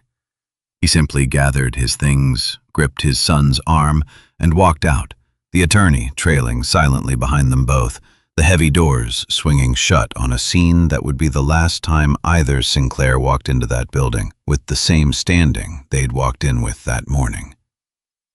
The days that followed moved quickly, the way things often do once the truth finally breaks free after being held back too long, the momentum of it carrying everything forward faster than anyone quite expected. Dawson Sinclair Jr. was formally suspended, and word spread that criminal charges were being considered both for the parking lot incident and the outburst witnessed by the entire board, an investigation that would, in the following weeks, uncover 2 more incidents involving other students that had never been formally reported at all. His father resigned from the Board of Trustees within the week before the university could formally remove him. A quiet admission dressed up as a personal decision in a brief statement released to the campus newspaper. The gold lettering above the library entrance quietly scheduled for replacement by spring. Marlene Voss received a formal apology from the university, along with an offer to have her original complaint properly investigated more than a year late. But not too late to finally matter her mother's medical bills from the original injury finally covered, without any conditions attached this time. Other students, emboldened by what they had heard, began coming forward too. Smaller stories, quieter injustices that had been swept aside for years by a family used to buying silence. The full picture, once it assembled itself over the following month, was larger and darker than most of campus had realized. A pattern, years in the making, finally seeing daylight all at once. Ruth Callahan received a quiet note of thanks from Dean Prentice, along with a small commendation added to her personnel file, and though she never sought recognition for what she'd done, brushing off compliments from coworkers for weeks afterward, something had shifted in her that week too. A reminder that speaking up, even frightened, even inconvenient, still matters more than staying comfortable ever could. Peter Doyle, the freshman, who'd stayed quiet in the locker room weeks earlier, found Addie outside the library one afternoon and apologized for not saying something sooner. She told him it was all right that most people needed a reason before they found their courage, and that he'd found his in time to matter. He joined the karate club the following week. 2 weeks later, on a crisp November afternoon, the university's small karate club gathered in their gymnasium for what Coach Reeves had quietly organized as a modest ceremony. Addie stood near the front, Junie beside her, Walt Higgins, present in his security jacket, standing a little straighter than usual, having been invited specifically by Reeves with a phone call the previous week. Marlene and her mother had come too, sitting near the back with matching relieved expressions, along with several club members and even Dean Prentice. And Professor Marsh had stopped by for a few minutes between meetings, standing quietly near the doorway. Reeves stepped forward, holding a small glass display case in his hands, the kind usually reserved for trophies, though nothing inside it that afternoon had been won on any mat. "This club has a long tradition," he said, addressing the small, gathered crowd, his voice carrying easily across the gym. "Every year we recognize something that matters beyond trophies and rankings.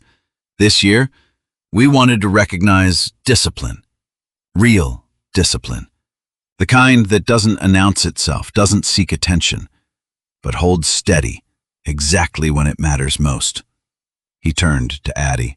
"With her permission," he continued, "we'd like to display something in this case as a reminder for every student who walks through these doors." Addie stepped forward and, with careful hands, placed her father's old black belt inside the case, the worn fabric catching the gymnasium's fluorescent light, the faded stitching still legible after all these years. The soda stain from that first day in the dining hall long since faded from the fabric, but not somehow from her memory of it. D. Holloway. Reeves closed the case gently and turned it so the small brass plaque beneath it caught the light. The Holloway Belt, Discipline over Anger. In memory of Officer Walter Holloway and in honor of everyone who chooses restraint when the world expects rage. The room stayed quiet for a long moment, nobody quite ready to be the first to move. Then, slowly, people began to clap. Not loudly, not for show, just a steady, warm sound filling the small gymnasium, gathering strength, the way applause sometimes does when it comes from genuine feeling rather than obligation. Junie wiped her eyes, smiling despite the tears. Marlene squeezed her mother's hand. Walt gave a small, respectful nod from the back of the room, the kind of nod one person gives another when words feel unnecessary, the kind two men who'd worn a badge might exchange without needing to explain why. Addie stood in front of the case, a long moment looking at her father's belt resting safely behind the glass, hearing his voice again, steady and warm from all those years of practice on a small mat back home. His knees cracking as he knelt down to her level, patient as weather. Why do we train, Addie? Not to hurt people, to protect what matters, and to know the difference. She finally understood, standing there surrounded by people who had each chosen in their own way to stand up when it would have been easier to stay quiet, what her father had really been teaching her all those years. It was never about the punches she could throw. It was about the ones she chose not to.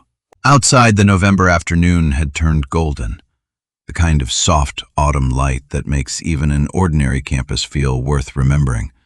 The kind of light that seemed that particular afternoon to fall a little more gently than usual. Addie walked out of the gymnasium with Junie beside her, the weight of these past few weeks finally beginning to lift off her shoulders, her steps lighter than they'd been in a month. You know, Junie said, looping her arm through Addie's, when I first heard someone call you princess in that dining hall, I thought it was the meanest thing I'd ever heard. Addie smiled faintly. It wasn't exactly kind. No, Junie agreed, but it's funny actually thinking about it now, because in the end, you never needed him to take it back. you just needed to keep being exactly who you already were. Addie considered that as they walked, the golden light catching the edges of fallen leaves scattered across the quad, crunching softly underfoot. My dad used to say something like that, she said quietly. He said the people who try hardest to make you feel small are usually the ones most afraid of how big you actually are. Junie smiled. Sounds like he was a smart man. He was, Addie said. He still is in a way. I carry him with me every single day. They walked on together past the library, its gold lettering catching the last of the afternoon sun, past the quad where all of it had begun weeks earlier, the campus around them settling slowly into evening, warm lights glowing in windows, one by one, the whole world quietly, steadily moving forward, the way it always does, carrying its people along with it toward whatever comes next. Behind them, inside a small glass case and a university gymnasium, an old black belt caught the last light of the day. A quiet reminder to everyone who passed it that true strength rarely shouts. Sometimes it simply stands still and waits and refuses to break. And sometimes, in the end, that is more than enough.